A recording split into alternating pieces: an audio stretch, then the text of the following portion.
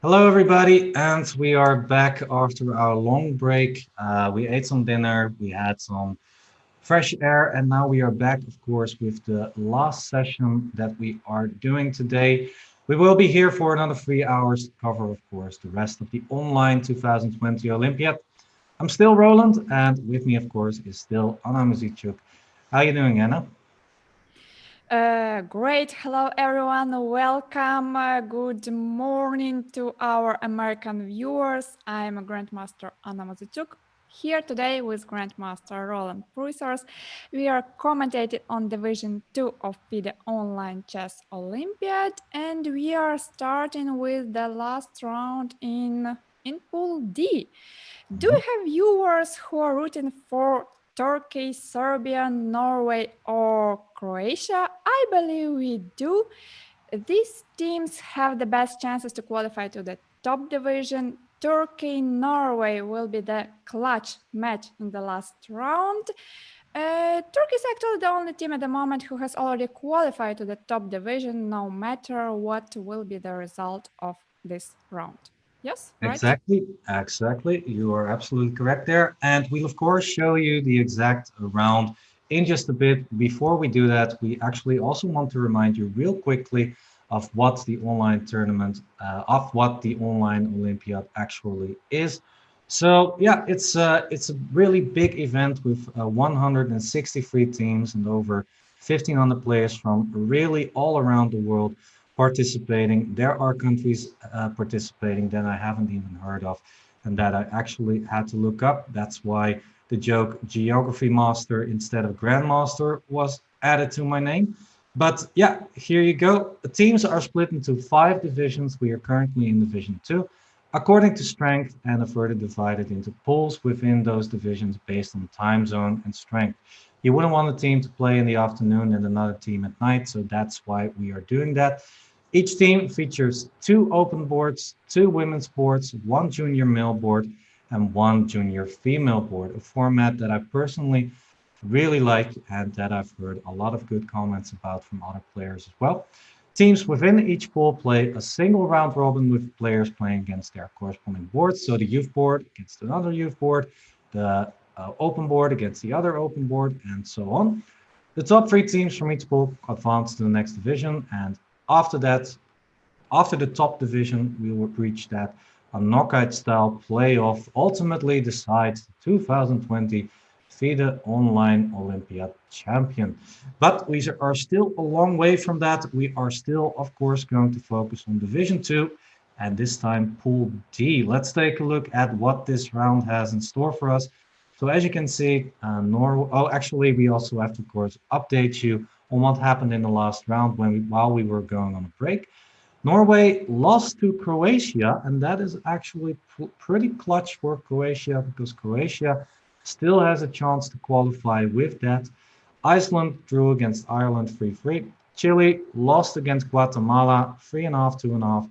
Sweden won against Denmark 4.5, 1.5. And Serbia lost to Turkey.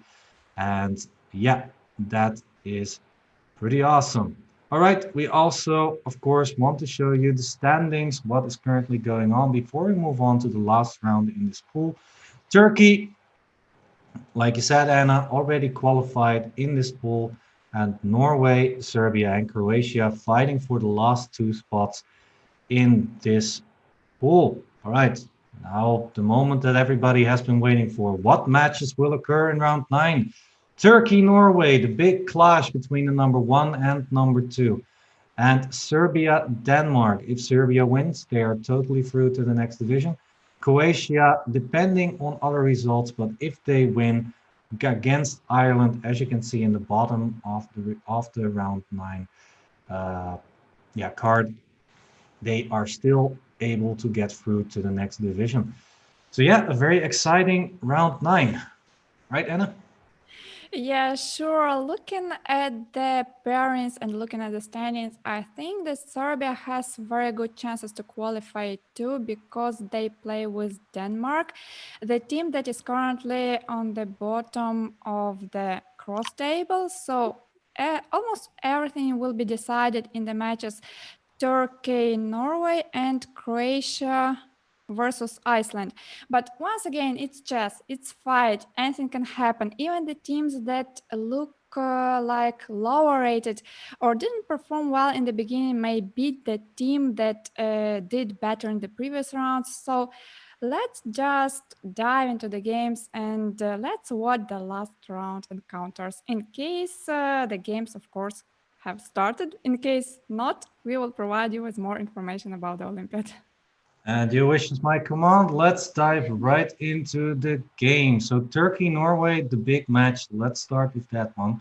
Round board one, Simon Aktestein, Magnus Carlsen, unfortunately not available for Norway at this time, but they are doing extremely well and yeah, still have a good chance to qualify.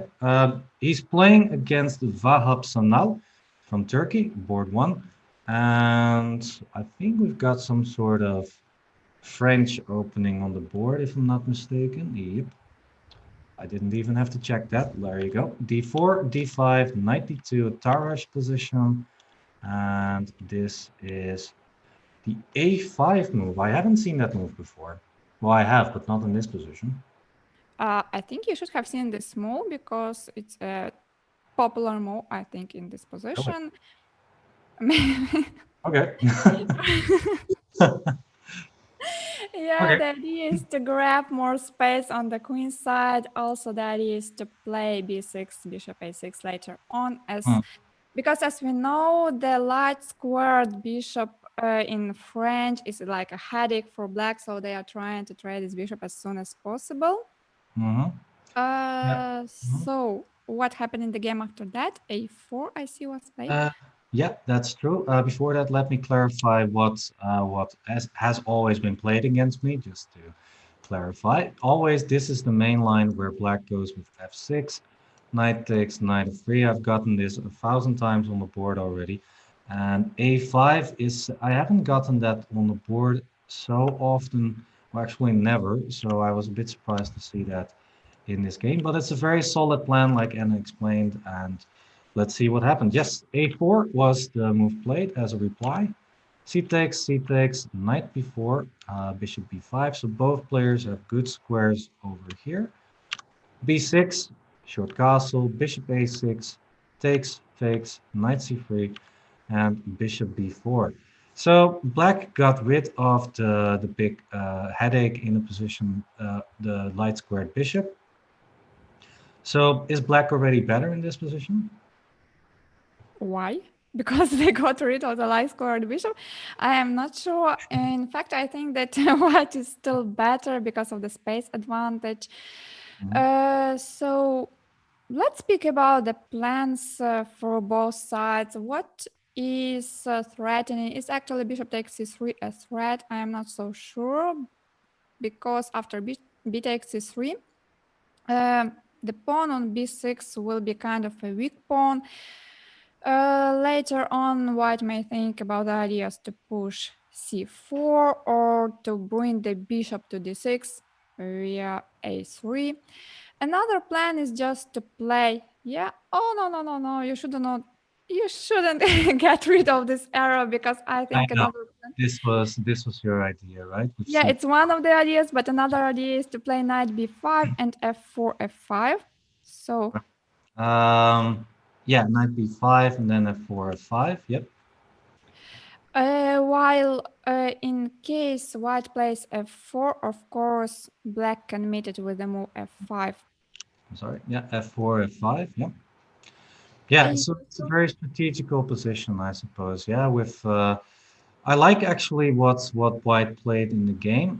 This is a move that you see very often, which is the move Queen G4, trying to attack the pawn on G7, and something like Knight F3, Bishop H6 could maybe be very annoying for Black at some point. So yeah, Knight F3, F5, a move you mentioned. Yeah, sometimes a very good blockading move because it stops after e takes, queen takes, it stops the bishop h6 maneuver here. There is a big drawback here, and that's that the pawn on e6 is very weak. So yeah, it's I think I like white more and more, also because after knight b5, the knight on a6 is a bit stuck. So yeah, I don't know. Oh wait, okay, yeah. That's a trick I did not see. Takes, takes, and white is simply a pawn up. This is the current position, and all right, not much to add. I think white is simply a pawn up, so Turkey doing very well here. Yeah. Yeah, good news for Turkey. Pawn up on the top board. How about the other boards? How are they doing? All right, Teammates? board two. So JJ, yeah, I've streamed with him from the black side. He's a streamer sometimes on Twitch. I think his username is the last seven samurai. If you want to follow him on Twitch, then remember that seven you write with the number, not with the word, not with the letters. So yeah, how is he doing? Bishop b5, isolated pawn. He's playing against Freude Urkedal. And I don't know, I like white a lot here, actually, especially after rook f8, because white is very, very active here. Yeah, it looks unusual that black played rook f8. On the other hand, let's take a look on the other moves. Rook e7 was not possible. Could we just, yeah. Yeah, of course. Rook e7, the problem is that white can simply take on f6 and spoil black's structure, so that's definitely what black wants.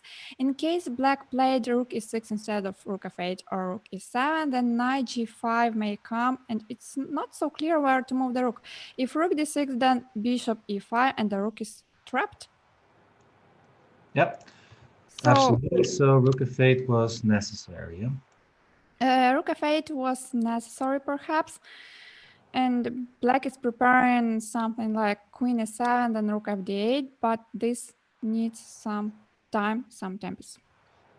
Yeah, indeed. And I like how white played here because I think white is more or less playing against the queen e7 idea because white then has knight f5 ideas trying to undermine the queen and maybe try something on the king side with queen f3 and trying to attack the g7 pawn. I don't know. I think something went quite wrong for black somewhere, but yeah, we'll see if he can manage to uh, get back. And by the way, JJ, as I call him, Samil Khan Ali Marandi, actually doesn't have a 2757 rating, everybody. He has a rating around mine, like 2560. So yeah, just keep in mind that these are the chess.com ratings and not the official FIDE ratings. So before you are going to shout, "Wow, what a good player! He's one of the best players in the world." Yeah, that's his chess.com player. He's very good at chess.com tournaments, by the way. All right, so g6 on the board, stopping knight f5. So that means queen e7 might be on the board, but weakening this diagonal that is maybe going to hurt in the long run. Yeah, some ideas like queen f3 are coming to my mind, trying to put more pressure on the knight, on the f6 knight. And I even thought about some sacrifices like queen f3, let's say queen e7, and maybe something like knight f5. Maybe that works, maybe not. Actually, that might work indeed. Okay, black does have some ideas. So the idea is that you attack the knight with also the h7 pawn, but I think black still has, I guess d4 has to be played, yeah? If Still not clear. oh, wait, Maybe b4, maybe e takes d4, yes. what about this? Knight e4, yeah, knight e4, queen g4, queen g5. And This is takes, the way. queen takes, queen g5, queen g6. Yes, Yeah. doesn't work, unfortunately. But it's on these ideas are definitely always in the position. Sometimes a move like this is also possible, or maybe first queen f4, queen h6, for example. So yeah, while white does not have any weaknesses, while black has a bunch. So this should be very good for white. Let's move on to the next game, shall we? Let's Of see, board course, yeah. Hmm. Sheila versus Ekaterina Talik. I think Ekaterina scoring as one of the best players in this whole pool, I think. So, yeah, Queen Yes, I A6. believe we saw her with almost 100% score, or maybe even with 100% score. She's really doing very well in this tournament. And she's actually present in this game too. She, yeah, she has a bishop versus a knight, and the knight on d4, it's not an outpost. D4 is not an Ah, outpost because we may play e3 later on. Let's say we just take on f6 and play e3 on the next move. And I believe white is better because white's king is safer. White's bishop will be more dangerous than the knight. This is my estimation. I agree there. Black is very solid still, but I think plan could be something like h4, h5 to try and get some pressure going, maybe even connected with king g2 and rook h1. So Hmm. that could be a potential plan, but yeah, black is extremely solid. There's no breakthrough yet. But yeah, I agree. I do think that white is a lot better. I like the pawn structure also, where white can take some action with the rook on maybe with ideas like f4, e4, and e5 at some point. And also the rook on c7 looks a bit awkward like this. It wants to be probably on f8, but that takes a while for the rook to get there. So yeah, I agree. I think this looks very good. I like the move f5, just in general, not necessarily in this position, but yep. E takes, rook takes, and then e3 is actually on the board. So yeah, let's see how the next game is going. So we are more or less focusing on this match, everybody, because it's the number one versus number two in the standings. So that is Norway versus Turkey.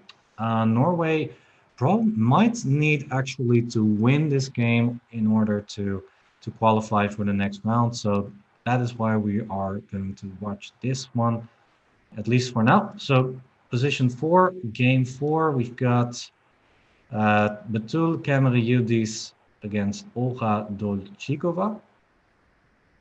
Who's better and why? Look kind of equal. More or less, yeah. Knight d7 was a cool move, developing the piece, and white can't take it because the pawn on c3 is hanging. Yep, So please pay attention to that.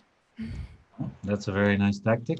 Yeah, because if you take like this, then white has got the chance to take like this, I guess, and then start maybe a minority attack. Yeah, that's why black does not want to take on d4.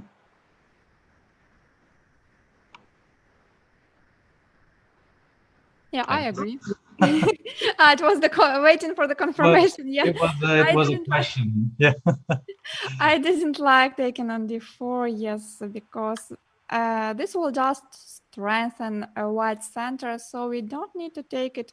Better we play knight d7 or try to keep the queen on e5. Yeah, Yeah, knight d7 is just a cool exactly. move. I agree. Yes. So yeah, that is this game. Let's move on to board five. I'm trying to find the more exciting games where is already something going on. Well, I asked for it, and here you go. Board five, I believe so. This is the youth board. Oh, actually, wait. Before we move on, we've actually got a result already. We've got this Oh, game. Simon Aktestein, the legend himself for Norway, unfortunately lost against Fahab Sanal. We already saw the opening where White won a pawn, and now, unfortunately, he lost because of a tactic here. That's unfortunate. Let's see how that went. We stopped around here, I believe. Black played the move b5. Takes. Rook c1. Rook b7, 95. White was slowly putting the pressure on the black position. Rook c8, rook b8. That was the big blunder in the position because after taking, knight c6, white wins an exchange. All right. So yeah, that was unfortunately for Simon Akenstein. So far Turkey doing very well.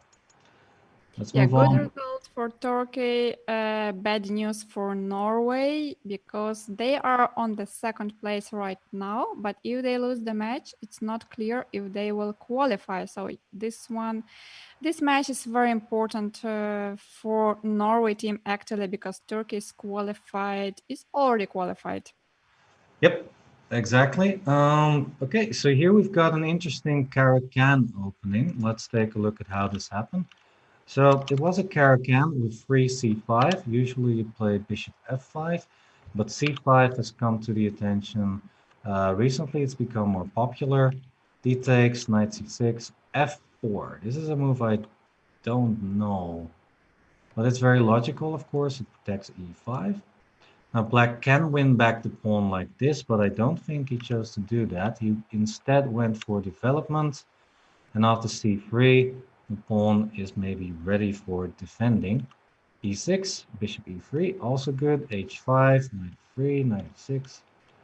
Let's see how this went. So nice construction here for black, but still without a pawn on c5.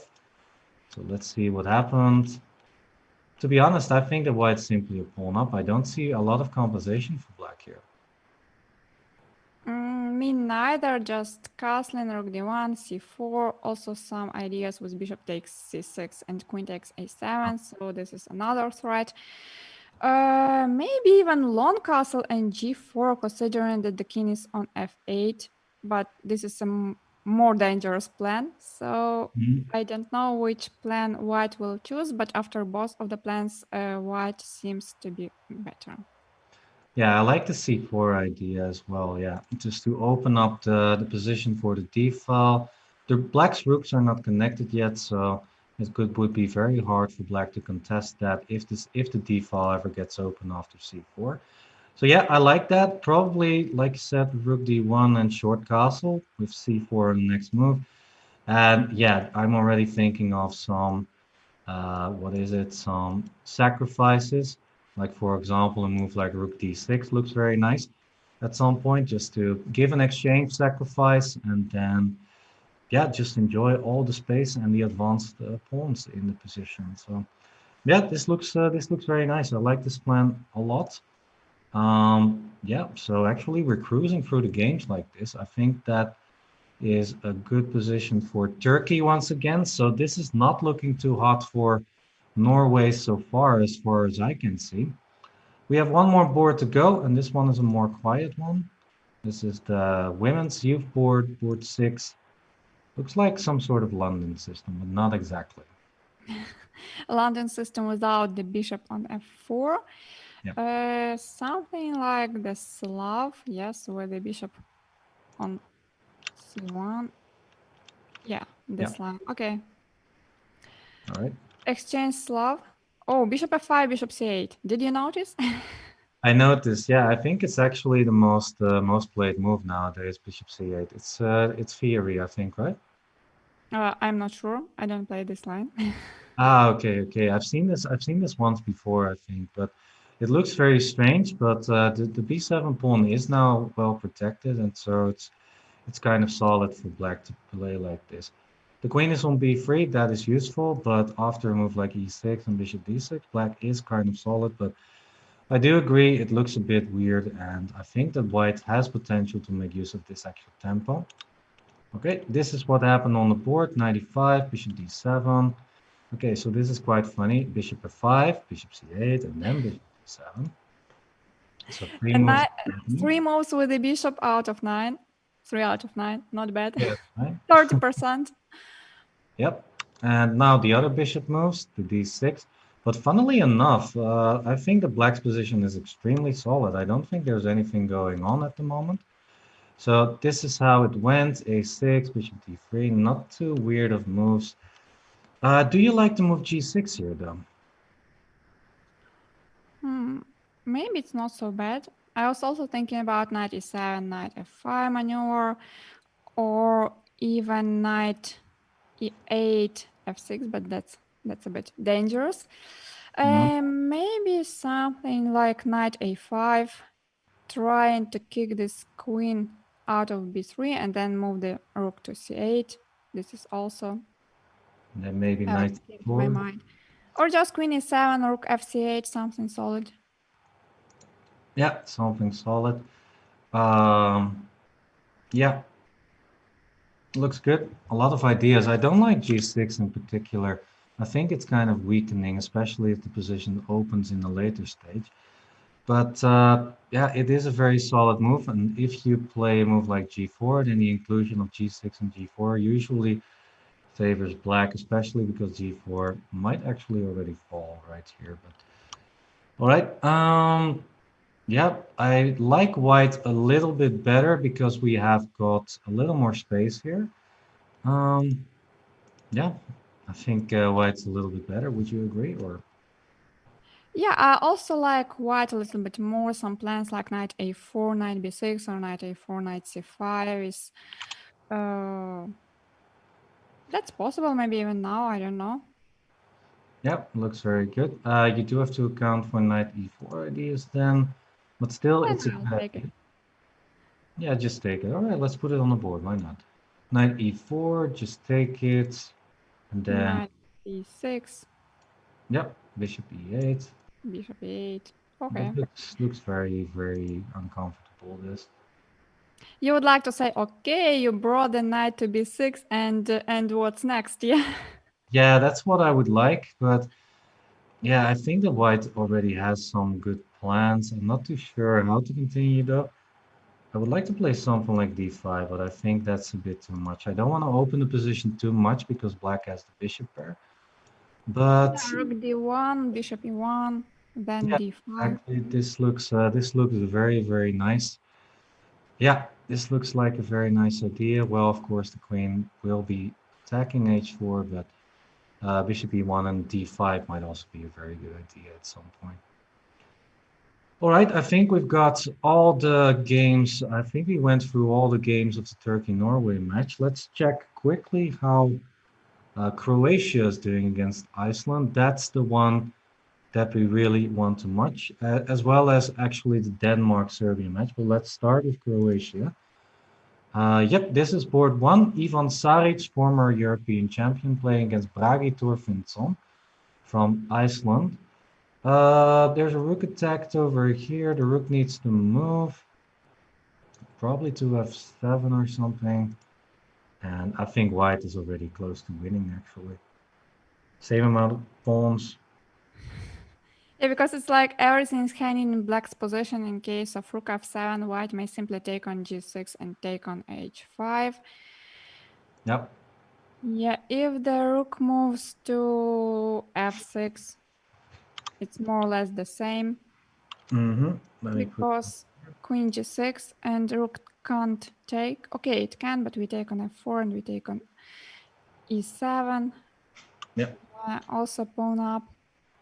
Also pawn up. So yeah, this is looking extremely good for Ivan Saric. Shall we take a quick look at how this occurred? I feel like Ivan Saric is a really big opening expert. I've seen him play when he became European champion. I actually did a report on how, another report on how he won the tournament, but on how some of his game progressed. And so I'm pretty curious to see how he played. He chose the Spanish, and what black went for the Steinich setup with knight g e7 and knight g6. I have good memories with this opening from the white side. I think it was the only and the one and only time that I managed to beat David Howell in a game. David Howell, one of the best players in England now, but that was like 12 years ago, but still good memories. So, all right, bishop e3, bishop e7, knight bd2, short castle, queen e8. There's a trick in the position. Be careful. Bishop b3, knight a5, bishop c2, c5. Yeah, it just looked a little bit better for white. More space, no actions yet on the queen side. And knight came to b6, also very nice. f5 on the board, very, very nice. But white was already very well advanced on the queen side. And now after taking knight d2, white was in total control. Yeah, usually you want to get some activity on the king side with black, but there's nothing going on at the moment. And the knight looks perfect on e4. And this is the current position. No, not yet. Wait, I scooped ahead a little bit. Well, Yeah, actually, this is actually what came on the board. So queen b1, rook g5, and this is on the board, rook a8. just pointing that the knight on b7 is trapped. Yeah, black has to take, I think, and after knight takes, the knight is trapped on b7 because of the knight, yeah, rook e8. Right, this looks over actually. Very nice game, very straightforward from Ivan Saric as far as I can see. Yeah, and perfect opening execution as well, also as far as I can see. All right, moving on. Next game. Boy, there are two knights on the rims. Actually, three knights on the rim. What do you think? First thoughts? This is something crazy. Yeah, right. I don't know even what's going on. But knight from h3 can at least move to f4, while the knights on a3 and a4, I'm not sure about their future. And Yeah, we also got a request in the chat from Irrelevant Lama to see Blagojevic board from Serbia. all right. Yeah, we will try to cover this game. Thanks Let's take a look. for your Board. requests. All right, let's take a look. So that is board three, I guess, or which board is that exactly? Well, let's scoot over anyways to that match because that match is a big one. Because also Serbia needs to win, I think, in order to qualify for the next division. So it's a good way to move there as well. Um, which one? Blagojevic is board number 4, as I understand. Okay, so that is, I think, 2, 3, 4. There you go. I'm sorry, but this is not one of the most exciting games. White is, Being one pawn up, yeah, these pawns, connected pawns past pawn, they will just start moving. yeah, exactly. So, unfortunately for the black player, this looks very good for Tijana Blagojevic for Serbia. Yeah, just start running with those pawns, and it should be more or less winning for white. Well, actually, what do you think about the exchanges after knight takes e6? So white played king f1, but could we also have played knight takes e6? I don't know, but I see that we are frozen actually in Twitch. Both of us. I hope this will be resolved soon, but we need some help.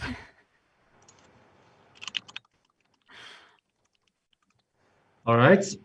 So we are frozen on Twitch, it seems. I don't think it's my internet connection this time, so I'm a little bit relieved with that. Yeah, I actually think we're still good. I actually think we're still good, Anna. Yeah, now it's okay. Now it's okay. Okay. Ah, Yeah, we had enough of technical issues, so yeah, let's just uh, continue without them. you scared me. I was already trying to talk with the producer, like what's going on, but hey, never mind. We are good. Okay, never mind. All good. Thumbs up from our producer in his studio as well. So yeah, knight takes e6, f takes. Yeah, okay, let's continue. So my question was, knight takes e6. Was that a good exchange of pieces? What do you think? Just a second. Yes, it's good. All right, moving on to the next game. Moving on, yes. Right, yeah. So looking good for Serbia. This looks like a clear win, in my opinion. All right, so yeah, let's move on with this match. Now we are here anyway, so let's move on with board one. Mats Andersen for Denmark playing against Alexander Indic for Serbia. Looks good for white as first glance. Good bishop, good knights, but I prefer the bishop slightly in an open position like this. And also white has the rook file over here. Temporarily a pawn up, by the way. Yeah, by the way, Two king pawns takes up. f5. 2 pawns? We Oh, were 2 pawns up, but yeah, after, yeah. you are correct. White is actually 2 pawns up, my mistake. So b4. So actually if 2 pawns up, then white looks very, very good, yeah. They looked good, but with 2 pawns up, they look even better. Yeah. Yeah, absolutely. So B3, important move. I was considering a move like rook c5, but that might be very, very dangerous after rook f1, king h2, rook f2. Winning the pawn on b2 and checking. So now this pawn might become very dangerous for white. So that is why white played the move b3 here. King takes e5. Okay, there you go. One pawn up. You predicted that, yeah. Given the b2 pawn was not advisable, I agree. B3 was a normal move. But yes, white is a pawn up at the moment, but the knight on e3 is quite strong, so it's not so easy to convert this game, to convert this advantage for white. I think so too. I'm trying to find some mating attacks for black, maybe. But yeah, for example, if you check king h3, rook f1, you're not even threatening mate because of the bishop on e4. So yeah, the bishop is ruling the world in this game. Very nice one. Not bishop f3, of course. Mouse left, my bad. So rook b5. Maybe this just wins another pawn for white. Yeah, I don't see how black can play knight c2 actually. But then rook b7 attacking the other pawn. I think that white is clearly winning actually, more or less. Winning. Maybe, yeah. At All right. least much better for white. Not sure about winning already, Yeah, a but a lot very better. pleasant position. Yeah, let's leave it at that. Moving on to the next game. Schoenberg Hansen versus Ivan Ivanisevic. This looks funny. Uh, White is an exchange up, but this pawn is very, very dangerous. Oh, actually, it's already a promotion. Knight takes c1, and okay, white is now material up. It seems like black is now material up. It seems like black is just very, very good here. I'm trying to find a way to win this pawn as black. Maybe just knight e2 check and knight c3 or some. Then rook d6 will come. But I agree it's important to keep these two pawns on the board. A4 and b6 for black. For white, white would prefer to trade his pawns and to trade one pair of rook and then just stay solid. We have seen some similar Yeah, position today. But in this game, black simply won the a4 pawn and now just b5, bishop c4. yeah. B5, bishop c4 looks like a very good suggestion there. Maybe the only idea white has is something like h5, rook b8, rook d8, and try to say, well, maybe he doesn't see it, you know. But yeah, it looks over. I think that of course black should be winning here. So that's a good result for Denmark, bad result for Serbia.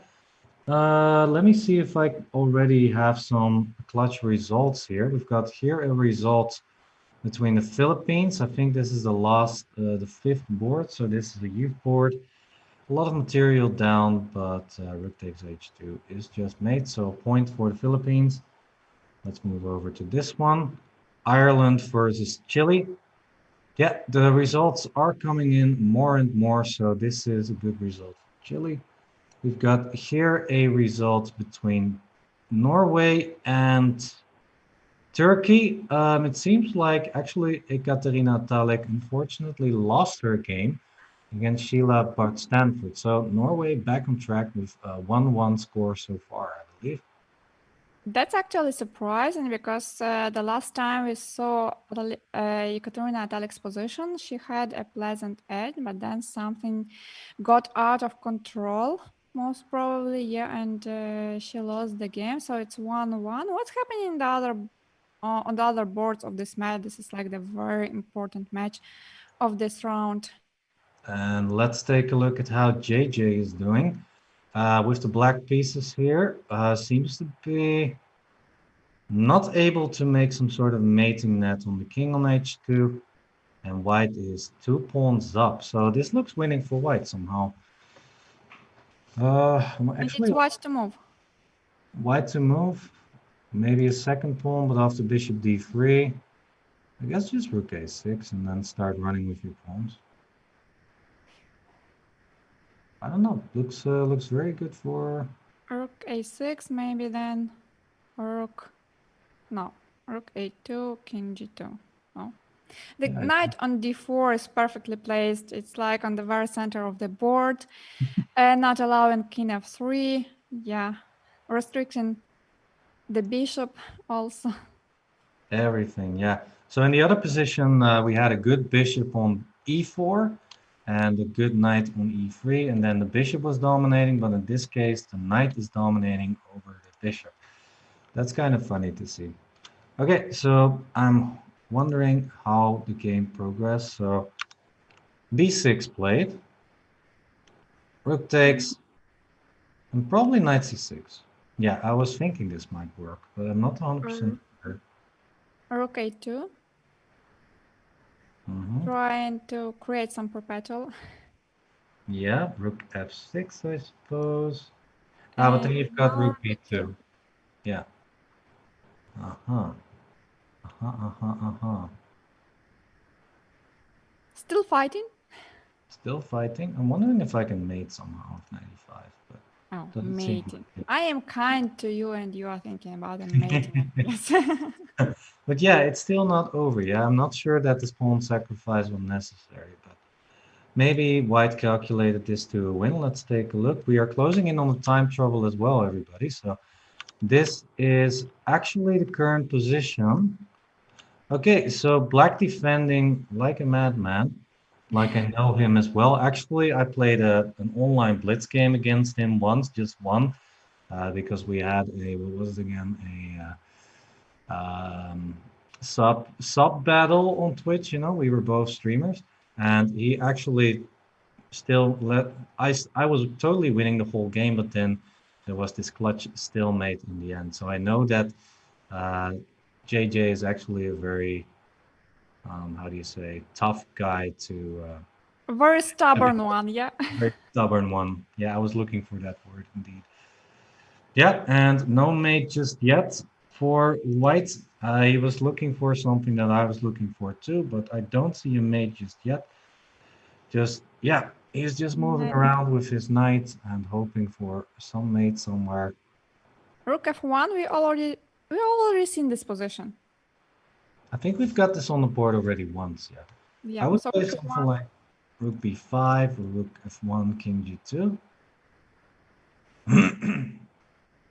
I don't know. Looks winning for white, but it's not exactly clear how, yeah? Yeah, rook b5 I would have played, but yeah, what about, yeah, rook e6 is normal, but not really contributing to anything. Yeah, Rook actually b1. you have to How be about the really. other results? Because Yep, I see some games just finished. yep. Board 4 Win for Turkey. win for Turkey. Board 4, oh, this is board 4 actually. Mm-hmm. Draw. This is board 3. We already saw this. This is a win for Norway. So draw, a win for Norway. So still a tie. This one is a win Turkey. for Turkey. So Turkey 2.5, 1.5 so far. Then this game is still going on. This is, I think, the last board. Let's take a look at the position. Okay, this is also looking very, very good for Turkey. So Mm-hmm. So Norway maybe Turkey. not clutching it out in the last round. Yes, and that means that it's not clear if Norway will make it to the top division. Yeah, they need some miracles to qualify now. I think this is also, yeah, they still two boards going. They need wins on both boards to qualify, but with the knight on c5 in this position, I don't think that's really possible. I think that maximum they have a draw, Turkey versus Norway. Everybody, also take a look on the left side of the board. You can see there the updated results so far. Croatia actually coming in clutch in the last round, winning 6-0. And Sweden also winning the match against Guatemala. Big result, however, Serbia not winning against Denmark. They are 3-1 down. So maybe, just maybe, Norway Yes, would be I safe. Yeah, I was warning because look, Denmark before this round they were on place 9, while Serbia was on place 3. So that meant Serbia had a much better tournament. But surprisingly, it's not clear if they will qualify because they will not win this match for sure. Uh, it's very likely Serbia is out. It seems like it. The difference between Serbia and Norway is not so much if you look at the tie breaks, it's only half a board point. So if they both lose the match, then board points could become very important here. And maybe if they have the same amount of board points, then we can see the tiebreak system. That would be a fun thing to show in, yeah, what that is about. But of course, we are only going to do that if necessary. So yeah, this seems like a win for Turkey, and that clutches out a win for Turkey. So yeah, they have already won the match. Norway needs a miracle to qualify. Serbia needs to lose with big points. Well, actually, yeah, they just need to lose. I think that Norway is through if Serbia loses. Yeah, I think Serbia that's lost 4-2. and Norway is through. And Norway No, is it's true, yeah. But they were very lucky with that, and Serbia was very unlucky to lose the last match. yeah. So all the games, all the results are closing in. Yeah, we still got JJ, stubborn as he is, playing this on, and actually he's got a rook ending, which looks more or less a draw. He is still playing. It's amazing, yeah. It's how to make a draw in this position? Rook a5 Yeah, just rook a5, e6, and rook e5. I rook don't see a5. how white can make progress after that. Cut, cut out the king. Cut off the king, indeed. Rook e6, Rook maybe e6 is this and this, but a better try. you know, I'm gonna do it. I'm gonna do it. You're probably gonna see, you're gonna probably gonna do this against me, but I'm gonna show it. Don't play king f5 because then it's a mate, everybody. Let's not hope that is not gonna be on the board. But of course. I like this line, and I hope that won't happen. That won't Oh, happen on the board because yeah, that would be painful. But exactly. very good defense from Jan. He was, I would say, completely lost, but he was fighting till the very end. And yes, yes, What yes, yes. played? Rook f3. He made it. G3 played though. Okay, I would have taken the pawn, but I don't care. Okay. King e2. Maybe he wants to play for a win. He isn't a ambitious player, I know that as well. But King g4, rook f8, g2 looks very good for. Well, actually, white needs to be careful. Okay, G, e6, e7. White is out of danger, I think. yeah, the king needs to just go to d3. That's true. G2, rook g8 looks normal. Looks okay. Actually, I don't know. Yeah, looks like a draw. Looks like a simple draw. This is the last game, yeah? The last game of this Yeah. round, the last game of this pool, and we will get the results. And it will become completely clear which teams qualify to the top division. Yep. Just a few minutes. Just a few minutes. And we'll have official confirmation indeed. So let's see if JJ can clutch this out. And let's see. Yeah. Oh, Hmm. what about taking on G2 and F6 now? Maybe that's winning for white now. Yep. What are they saying again? If you have two pawns on the sixth rank, then it's worth at least a rook, right? Mm-hmm. Yeah. Oh boy, looks losing. This looks losing. Oh Yeah. boy. Oh no, he Not didn't many. make it until the very end. Was this half a point important? This may be important for Norway because they are fighting to get qualified. Yeah, Turkey was qualified Oh, anyway. actually, if they only needed a draw, I think, to qualify for the next round. Yeah, so winning here is extra special. I think a draw was just was good enough, but hey, why not win if you have a winning position? Yeah, why not just play on and win and make it more clear for everybody? Yeah, so congratulations to Norway, but also to Turkey, of course. Turkey winning the match. That wasn't even necessary, but they did it anyhow. And the third team, I think, is Croatia. Yeah, Croatia also Croatia. qualifying for the next division with a 6-0. Croatia overtaking Norway, so Croatia is on place 2, and Norway made it. Norway made it with 13 points. Serbia also on 13 points, and with a painful loss in the last round, they are not qualified. Unfortunately for That's it. them, well, we have to commend them, of course, for their play. They played very well, very close, and they made it very exciting for us to watch this pool, of course. So yeah, wow, another pool down. This weekend is coming to a close like this. Pool D also finished. Of course, we'll get the official standings and the official results of the last round to you in a little bit. And actually, we also, while this round was playing, we also have got news about Pool E. They started with round 7 while we were looking at round 9 of Pool D. So here you go. These are the results from round 7 Pool E. Argentina winning woof against, why did I say woof? Well, anyways, against Ecuador, 5.5 half. Colombia winning against Mexico. Ecuador was actually, I think, in third place in that pool, so that they lost against Argentina is not a good result for Ecuador. They're well, anyways, moving on. Montenegro losing their match against Costa Rica, 2.5, 3.5. Like I said, Colombia winning 5.5 half. Scotland losing 1-5 against Bolivia, and England losing against Hungary. That is actually a surprising result, right? England was the favorite, I think, in that match. I'm not so sure because both of these teams are very strong, and Hungary was leading, and Hungary is still leading.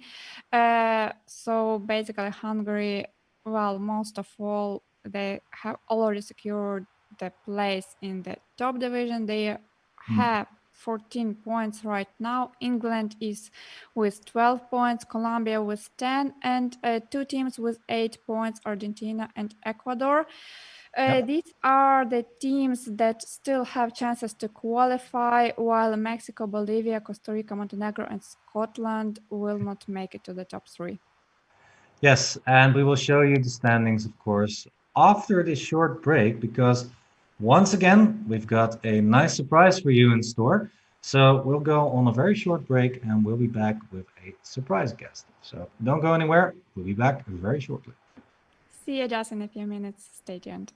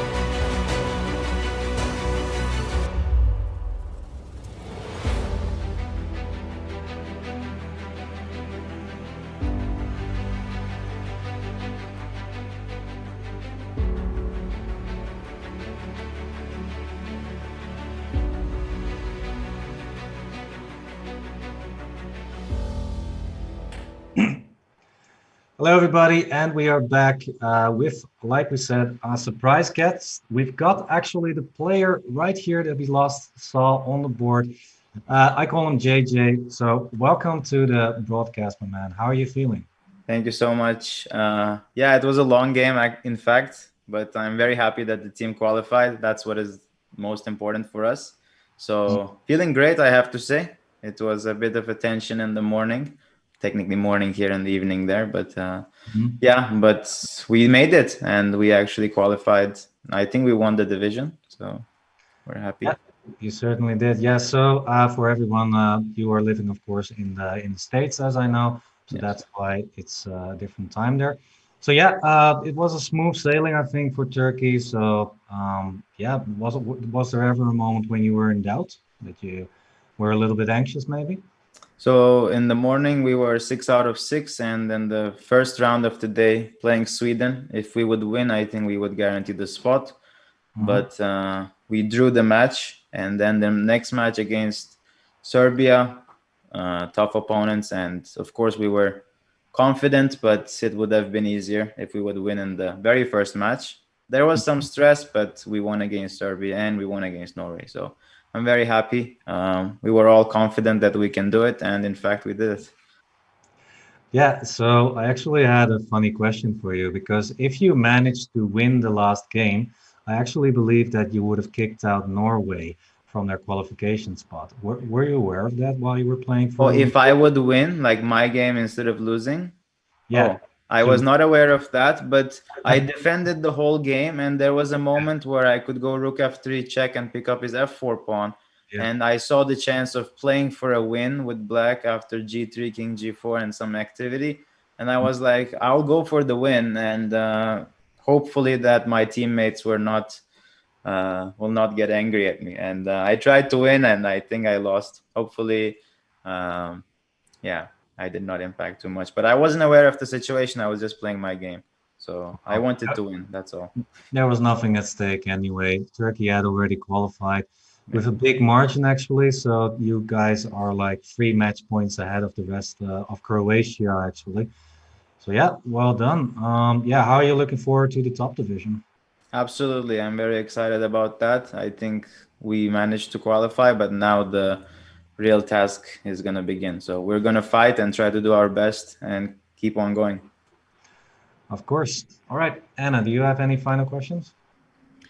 I'd like to wish good luck to you and to Turkish team in the top division. The last question for you: how are you doing in these lockdown times? Are you focused on chess? Are you streaming? Are you doing any other activities? Tell us a little bit about yourself. Yeah, so I'm doing a little bit of everything, streaming, and I'm also going to school here at St. Louis University. So I had summer classes during this lockdown, and in fact, my new semester is beginning tomorrow. So a lot Uh, of school, a lot of chess, a lot of everything, I should say, trying to manage my time well and find time for everything. all right. Cool plan. Great. We are very glad we had you in this broadcast. I think you should get a big present from the team of Norway. I think you deserved it. So, yes. Anyway, have a nice day. Have a good preparation for the top division. And yes, good Thank you. luck once again for your team. Have a good day. Thanks Thank for you so coming. much. Thank you. Yeah. Thanks, JJ. All right.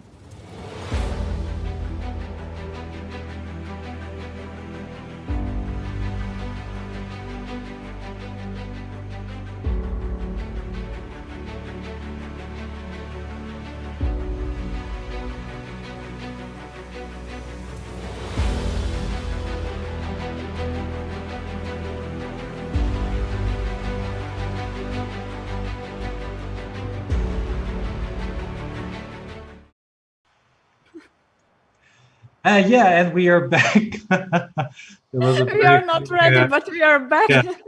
We were just pushed into the live scene at a very quick pace, but it's fine. Well, we are back, everybody, like we were supposed to. So, of course, just a quick shout out also to JJ. I collaborated with him in one of my Twitch streams. So, just a shout out for him. And his Twitch channel actually is the Last Seven Samurai. So give him a follow. He will probably be streaming very shortly again, like he said. So yeah, take that into account. Follow him right there. And yeah, let's take also a quick look, of course, at the Pool D standings. So, like we said, Turkey has been the big winner in this pool, like they actually should have, because they were a big favorite on rating.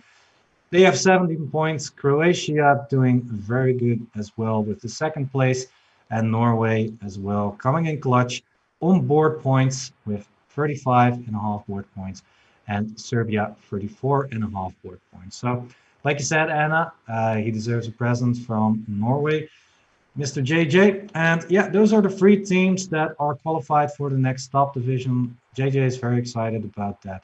So we'll see Turkey, Croatia, and Norway back then in the next weekend. All right, that's it for now. We'll have a short break, everyone, and we will. Wow, words are hard sometimes. We will be back after the break with, of course, the last pool that we're still going to do, Pool E.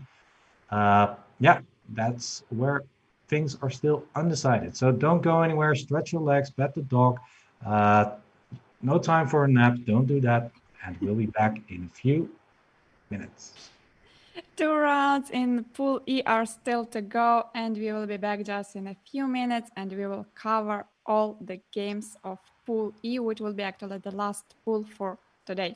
Stay tuned. See you soon. See you very, very soon.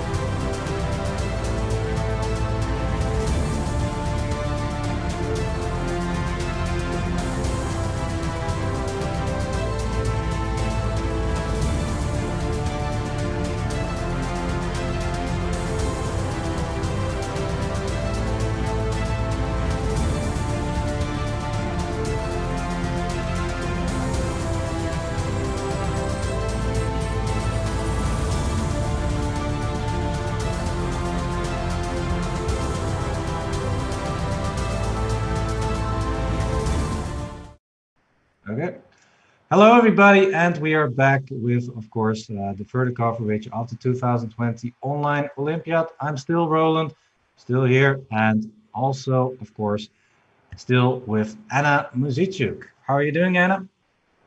Good, we had a very short break, and I think we are ready to cover the last rounds of Pool E. Let's do that. Yeah, let's do that. So far, the games have not yet started, but let's remind everyone how the standings currently are in Pool E. So we've got Hungary in clear first place. They actually beat England in the last round for first place, so they did very, very well there, and they already more or less qualified. I don't think that they can be catched by more than two teams. So Hungary already done with the qualification more or less. And England and Colombia also looking very good in for the qualification. One other big result was Argentina actually beating Ecuador in the previous round, I believe. And Ecuador therefore dropping back to place five, and they really have to step it up. Will they qualify for the next round? And actually, we've got a very clutch match coming up in round eight. I was going to say, but round nine, of course, the big match as well. We've got Ecuador versus Hungary. Uh, in round eight, also a big match, by the way. Ecuador is going to have a really, really tough matchup to qualify. Also, clutch Argentina just beat Ecuador to come to fourth place, and they have got a direct clash with Colombia for third place. So everything is still open for the third place. I think that Hungary and England look already more or less safe, but yeah, we still have got a lot of action to go. So let's see what is happening there. Let me find the games. Yes, I would say that no team is actually safe because if our viewers may remember before the beginning, like in the beginning of the previous stream, I was saying like Serbia is most likely qualified because they had to play versus Denmark, and Denmark didn't do actually very well. But Denmark beat Serbia, and in the end, Serbia got out, what was very surprising. So I wouldn't say any team is actually, secured. Maybe Hungary, yeah. Hungary has very good chances to qualify, but this is the only team. Really, really, really, really, really good chances to qualify. They won all their matches so far, and 14 match points, as we could have seen in the other pools, I think was already enough always to qualify for the next division. But yeah, nothing is certain yet for the rest of the teams. England still might not qualify if things go horribly wrong there. So we will, yeah, just keep an eye, of course, on every result there. Yeah, take a look at the left side. No, that's the right side. The left side of the board to find the results updated. We'll try to update them as soon as we can so that you can see how your team is doing. All right, so let's dive into the games. I'm trying to find the big match here. So that would be Ecuador versus Hungary or Argentina versus Colombia. I think Argentina versus Colombia has my preference to look first into, but I need to find all the games first. Right, this is one, I think. Yeah, this is one, but let me find board one first. Here it is, Alan Pichot Yeah, on the first board. I believe it's the first board for Argentina. exactement. All right. So this is an interesting opening. I think we had a lot of French openings today, actually. That's kind of interesting. E4, E6 also in this game. So D4, D5, Knight C3, Bishop B4, E5, and the B6. So this is more or less the Simon Actestein approach here, where you try to trade off the bad bishop on C8. A very positional line, but it seems like White knows what he's doing because he's going for the straight attack with the rook on H3 and rook G3. So, yeah, what do you think about this position, Anna? Can you tell us a bit more about this? Perhaps. I am an E4 player myself. I don't play exactly this line when black plays for small b6. But, well, this line, this approach with h4, h5 is quite reasonable. The regrouping of the rook h3, rook g3. It's a typical plan. With this plan, white forced black to play rook h7. The rook on h7 is a bad piece because it's difficult to imagine this rook will be in the game very quickly. It will be just the passive rook, while the rook on g3, it can attack the pawn on g7, and sometimes later on it can be switched to actually the queen's side. The good news for black is that black has already played bishop a6, trying to trade this bishop. We have already spoken about this bishop before. It's very important for black to get rid of it, so that there is also no bishop d3, because just imagine the bishop still stays on c8. White would have just played bishop d3 and just attacking the rook, and that would be all over for black. But with the bishop on a6, the game is still on. What about the plans for black and for white? For black, it's more or less easy. The light squared bishop will be off the board very soon. Then black will try to push c5, knight c6, rook c8, knight g7, knight f5, something like that. While white will perhaps go bishop d2, castling long. Maybe f4, f5 sometimes, maybe knight f3, knight h4, maybe knight e2 or knight h3, knight f4, and then sometimes knight g6 ideas. So yeah, there are plenty of plans, and depending on what each side does, the other side will react accordingly. Yeah. Oh, wow. That's a deep explanation of this position. Absolutely true. There are just so many ideas here for white and black, of course. Yeah. So black is positionally has got the more easier plan with c5, rook c8, knight e7, and knight f5. Those are very easy moves to play. Black does not really need to think about that. While white, if white plays very slow, like knight h3 and knight f4, very normal moves, then black has knight e7 and knight 5, followed by c5. Looks already quite dangerous for white to allow a thing like that. So I believe that white needs to be very, very accurate here in order to be better, very quick. And I actually would prefer black here for the moment, because it's very hard for white to break through. And there's also no drawing mechanism. I think the knight e7, knight f5, c5, like you said, is just such an easy idea that I think I would prefer black here, actually. Yeah, this line is very similar to the line. Maybe we can quickly show you. Starting with the moves e4, e6, d4, d5, knight c3, bishop b4, exactly the same. And then not b6, e5, but e5, c5, Yep. a3, bishop takes c3, b takes c3, queen a5, queen g4, let's say, king f8. So we see a very similar position. Then later on, black plays queen a4. And yeah, the ideas are more or less the same. The king is on f8. The ideas of h4, h5 are also very possible in this position too. So yeah, it's just the similarity between the lines. So maybe some of the viewers play this line, maybe some of the viewers play another line, but they can combine the ideas which are coming from different lines. Yeah, that's a very good general point there to point out as well. Like if you play different openings, then you also see more and more of the same ideas in certain positions. Yeah. All right, let's move on to another game. You've got here Benjamin Gladura. He was actually my teammate for the Oslo Trolls in the Pro Chess League. So he was a guest for the Oslo Trolls, and he was doing pretty well. So how is he doing? He's a very young player, by the way, but he is good enough to be one of the top players in Hungary. So there you go. He is slightly better. He has got more space. He's got the bishop versus the knight. But black is extremely solid. It's going to take a while for white to break through. Yes, I agree. It's also the question with which piece it's better to recapture. I'm not so Um, sure. Yeah, will it be door number 1, c takes d5? Will it be door number 2, bishop takes d5? Or will it be door number 3, queen takes d5? Which door will you take? And where it will lead to, nobody knows, yeah?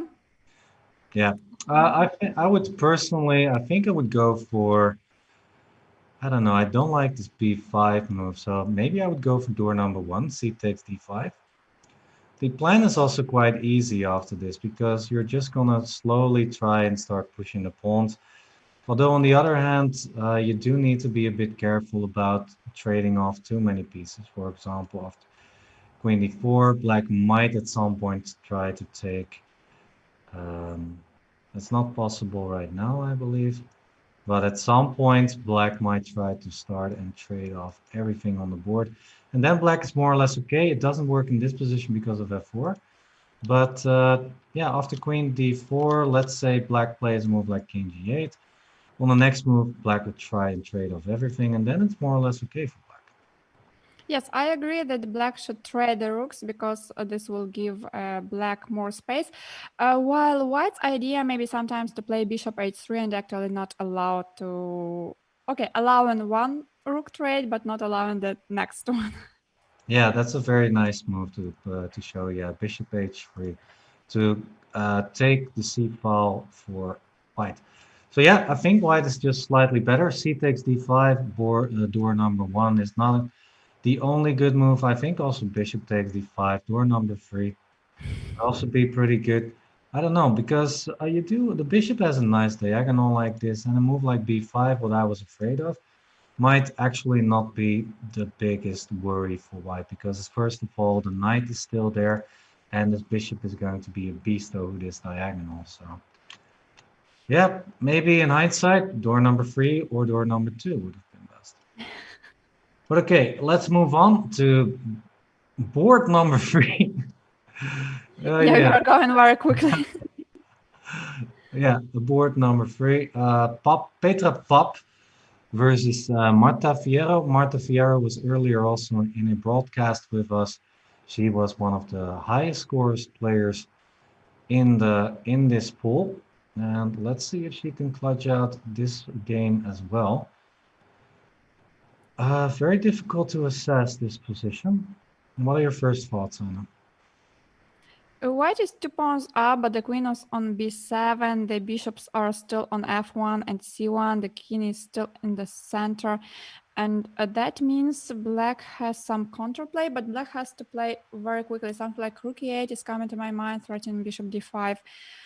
Or some sacrifices. I'm not sure bishop d4 works. I even think it doesn't work because bishop d4, knight d4, knight c5 will be met just with queen b4. Yeah, so this does not work, but please check these ideas because sometimes it works. What else? So rook e8 or just some retreat like bishop b6.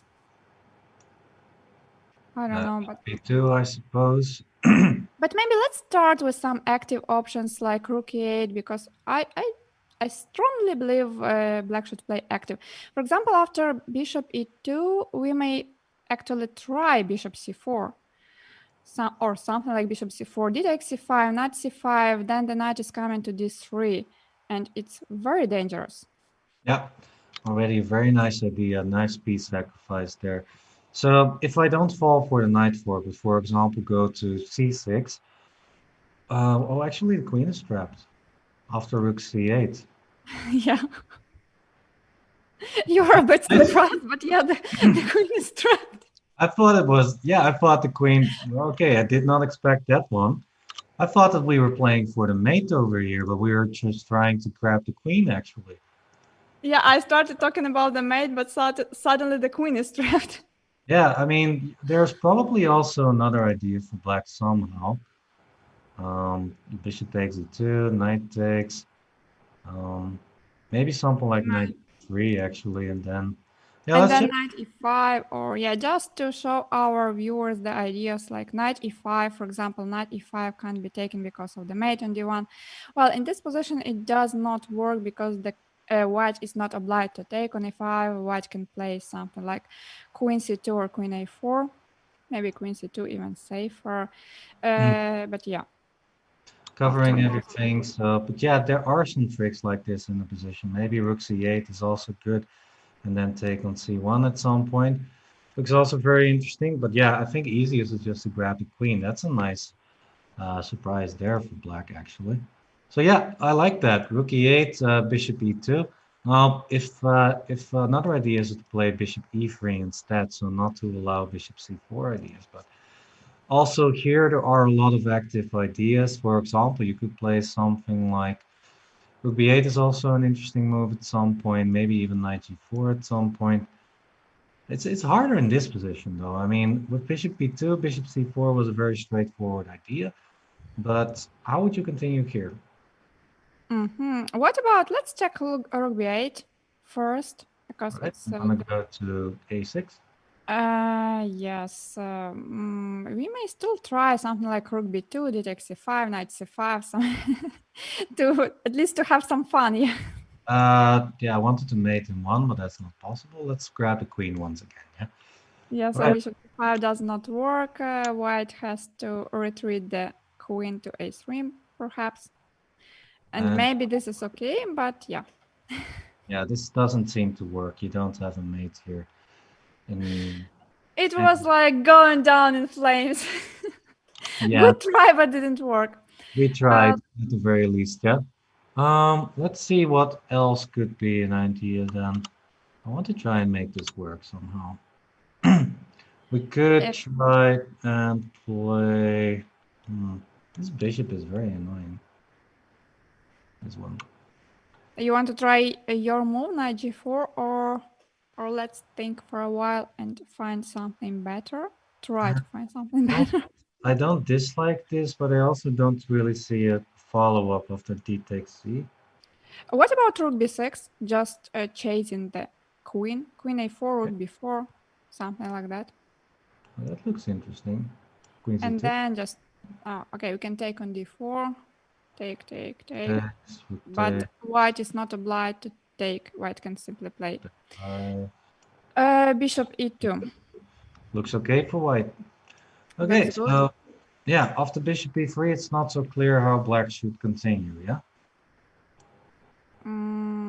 Bishop Yeah, b6. maybe we just need a bishop, but bishop b6 I don't like. You should play actively when you're 2 pawns down and when you have initiative. You can't lose tempos.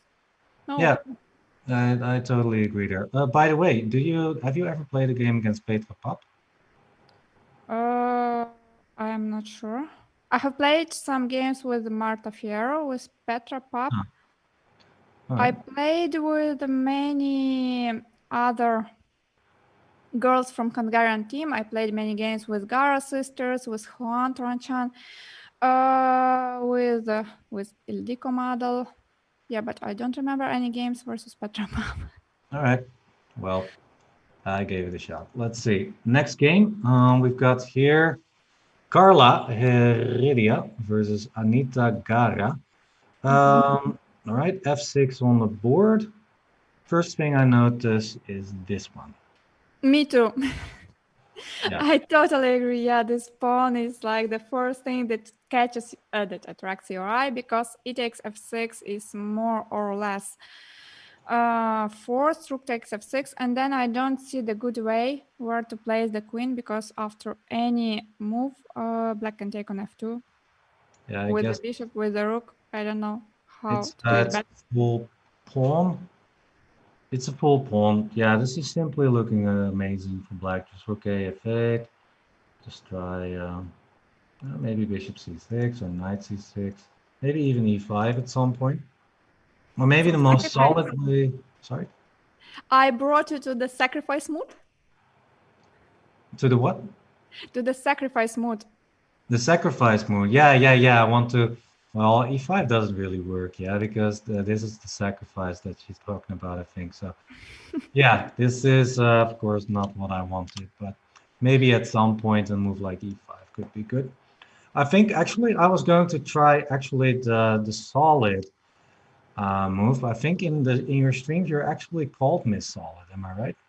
Right? Oh, You're- yeah, especially when Miss Messi is on the stream. Elizabeth Pat, I think I am much more solid than she is. So she's Miss Messi, I am a solid. But it doesn't mean that I'm, like a very dry player. Actually, I'm quite an active player when it comes yeah, to my games.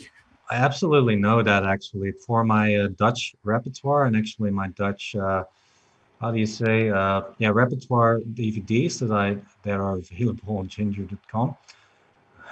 Check it out, everybody. I also checked a lot of your games, and you're really, really active. Yeah, you always try to go for the mate and push your pawns and play the most aggressive line sometimes. So yeah, yeah, Miss Solid. I was a bit surprised when I saw that actually, but yeah. So my link to the Miss Solid thing was I was actually going to try and play very solid here with Queen D4, just straight off the queens, and say, yep, black is a pawn up.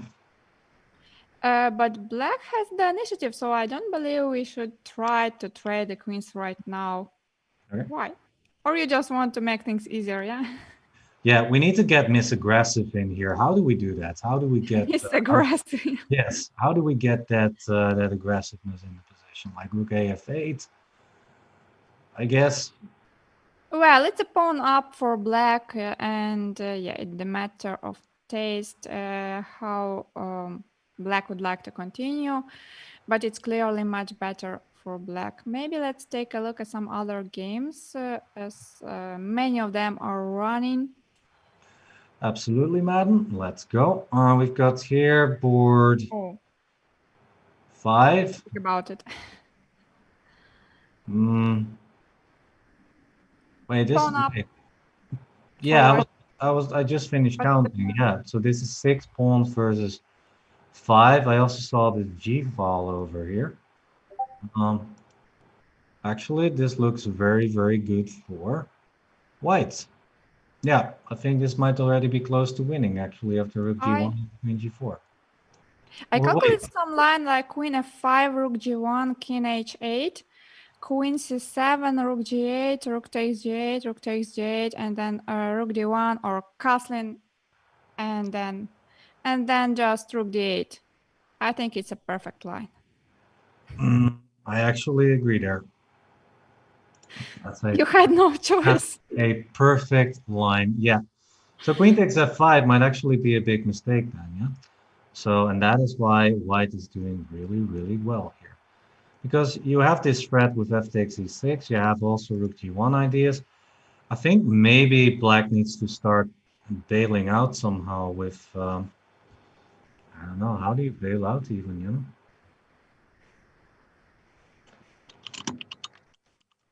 Do you have an idea maybe? I think it's not so easy to find an idea for black. Maybe white is just simply better their pawn up, so that's it. Yeah. All right, that's it. Let's move on to board number 6. That almost rhymed. Not exactly. But. All right, so we've got here Gawain Jones. Oh, actually, that was the last game of that match. So let's move on to, well, let's take a look at how Gawain Jones is doing. A former 2700 player, still one of the top players in England. Tough to say.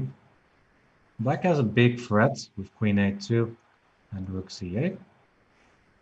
White needs to do something about that. Just maybe some move like Queen C3 looks good enough. Maybe computer prefers white, yes, but why I don't know. It's not Well, so maybe clear. you take Queen d6 is very risky. check. Check, rook c8, king d3, or I guess the king just wants to go for a little stroll in the position. it's just some Yeah. bold guess, but maybe it's He's just he's walking the dog. He's not doing anything. He's just yeah, you know, like I'm on the middle of the board. and I feel safe. All right. Queen b3. Would you? I think it's okay. Yeah, for white. I don't see a mate anywhere. Queen King b3, but B3. after queen b3, we don't go to e4. We don't do that. It's a little bit Yeah, too much. yeah. So the stroll is actually, we're just going to check in with the neighbors over here to Ekwa. And yeah, white should be, yeah, just very, very good. Yeah.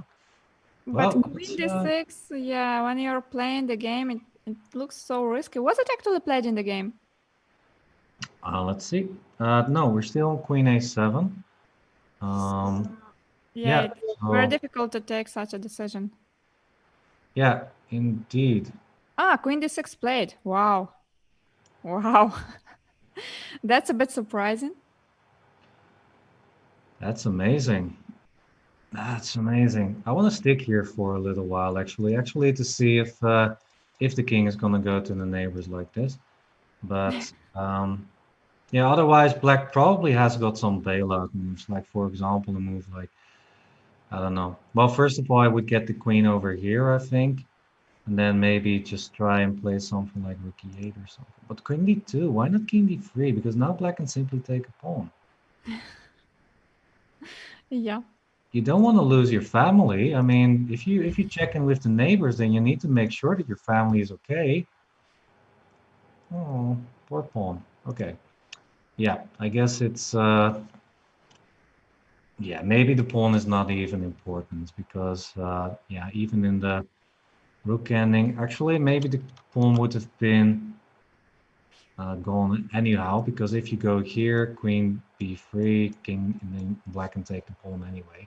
This But does maybe look like better a slightly to, better position. yeah, the king on e2 is safer than the king on d2. So king d3 and king e2 route looks safer to my Yeah, eye. to my eye too. I totally agree there. So king d2 on the board, pawn taken, king e1, and actually now this is an extra option. No, it's not. Scratch that. But Queen f6, queen e6, yeah, or queen exactly. e5, queen e6. Yeah. Yeah, let's grab another pawn, yeah. And you win the rook. Not the best idea. Mm-hmm. All right. Yep. All right. So interesting position. It looks to me like this is the current position. Black needs to be careful about this queen of six check. If black does that, then probably black is okay. For example, a move like e4 would be okay, I think, yeah. But then h takes, oh, it's very complicated. It's not so easy. Maybe just queen c3 and then try to trade queens or something. Yeah, it's like the big question whose king is actually safer, the king on h8 or the king on e1. Looks like, strangely enough, the king on e1, because this is a big threat. Yeah. Well, this was an interesting game. We've got actually a result. So this was, yeah, the Hungary, let's see, Ecuador match. I get a little bit confused by the flag sometimes. They looks very alike. So rook g7 played, and then the queen, of course, will be off the board. And so this is a win for the team of Ecuador, and we'll keep the results updated for you, of course. Also, a draw with Bolivia and England. That's this game, I think. So that is a women's board. And also here, there's a result. White won, so that means that Bolivia is now up 1.5 half points versus England. All right. All right, so the big match actually is Argentina-Colombia. That's a direct clash between the number 3 and number 4 in the standings. So let's take a look at how that match is going. So, yep, we've got, this was a game we already took a quick look at, I think. So let's move on first to board number 2. Alder Escobar playing against Pablo Ismael Acosta. White is not a pawn up. Yes, he is a pawn up, but not anymore.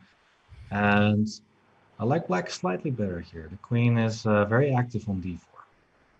Also, the rook is very active on c2, and the pawn on d3 is kind of weak. But maybe white can save this game somehow. Yeah. Rook d2, rook d1. Yeah, and these pawns are double pawns, so that matters because, for example, if the pawn was over here or over here, then the pawn could do a lot more in this position. But yeah, right now it's, I think it's going to be a draw. I don't think this looks like black can fight a lot here. An I think idea, Black may still come up with some ideas, but it needs some time. yeah, I'm trying to think like what kind of ideas then. I Yeah, mean, I thinking like even some F5 move, eight, rook d2, rook d1. Yeah, just keep this rook because this is an active rook, and it's easier to create threats with black's rook. Oh, queen e3. is that a good move? Taking here would be a bit risky, right? Take, rook e2, e4, or even d4. Yeah, d4 was what I was worried about, but maybe after taking, I guess we're d5 or d takes c5. What would you prefer? D takes c5, but in general d4. Maybe it's a run. Rook c3, and then it Rook looks more or d4. less like black is a pawn up, yeah, but rook d4, yeah, it's really not so easy. Yeah, no, this is very unclear, yeah. All right, this d4 move might be an interesting play for white, actually. So, okay, this is on the board now. Rook c2. Okay, that's very safe. If d4, then just rook takes c4. And the king is nicely cut off. So, yeah, I was a bit surprised about this queen e3 idea as well, because everything seems to be stuck in the white position. So, black can now very easily play something like f5, king f6, king e5, bring the king in, maybe even to g4 to make more, to tighten up the white position even more. Maybe Yeah, white's that's, idea. I'm sorry. Maybe white's idea can be something like king f1 and then trying to play rook a1 or rook a1 and then rook a5 or Yeah, with the idea, because if you play this right now, then black is rook c3 and the rook needs to return. And if you play king f1 first, let's say I play f5, then now rook a1, rook c3 is met by king e2. yes, you Defending have everything. rook d2 still, but then rook d2, rook a3, and then I'll just stay and wait. Yeah, it's a slight improvement for the rook, which now at least has an open file to work with, yeah. Yeah, but black is very much better. It's equal as material. No, material is equal, of course. Words are hard. Then, but black has got a very clear plan to try and play for a win here. Yeah. All right, let's move on. So I'm not sure. This is a win for the player from Montenegro versus Mexico. Uh, yeah, that's correct. All right, let's move on to the next board. This one we just had. So now let's move on to, actually, we've got a result in this matchup. We've got here Jenny playing against Candela, and this was a draw, very symmetrical position. Both players were satisfied. So first result in the match is a draw. And then this one is board number 4, Melissa versus Guadalupe. And who is better and why? Black is better. Mhm. Why? Because the king is safer. Queen f2 is not possible. Rook d1. Yeah, And yeah, king looks, f2, queen h1. looks very difficult. Yeah, queen takes rook d1 and then mate on h1. Looks very, very bad. So yeah, king takes, rook queen h1, making it hard for white, and after queen f1, queen e4. The king is so exposed, yeah. Yeah, so this looks really, really good for black. I was thinking, yeah, if white can somehow consolidate, maybe make a few moves like queen e2, queen goes here and queen e3, then white would be pretty much okay. But for now, there's some lack of coordination between the pieces. Actually, also, everybody take a look at the time. We are closing in on the time scramble, so that's always going to be a lot of fun. Let's see how that's going to go. That's gonna be a lot of fun. I really liked it. Some games have been finished, but yeah, still many games in progress. Yep. Yep. A lot of games still in progress. 1, 2, 3, 4, 5, 6, 7, 8, 9, 10. Okay, more than 10 at least. Yeah. All right, let's go. So this position is, I think, the youth board. Jose versus Lucas. And who is better and why? White seems to be a pawn up. Okay, it's just all about counting sometimes. Yeah, white is a pawn up.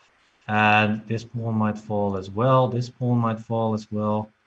But you see, there are some tricks in the position. Please be careful about tricks like this. Well, he's listening. Rook c1.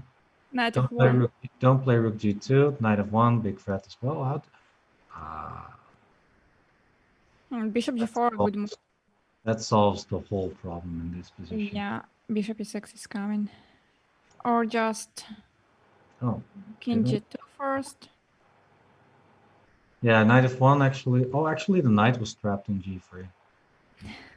Yeah. What to do? 1 second. Okay, okay. Well, I think this is resignation time. So let's move on. This looks like a win for Argentina, and that would mean that they are leading so far in the match. We've also got this result. White won, so another win for Argentina. 2.5 advantage there. 3 games to go, and actually this one, yeah. This All one right. has just finished. Mm-hmm. Yep, I'm looking for the rest of the games. This one is actually also over, another win for Argentina. So Argentina won the match against Colombia, the number 3 against number 4. Argentina has won that match. Right, in that case, we are done with this match more or less. Argentina has already won. So let's try and find some interesting position on the board. Trying to find something fun.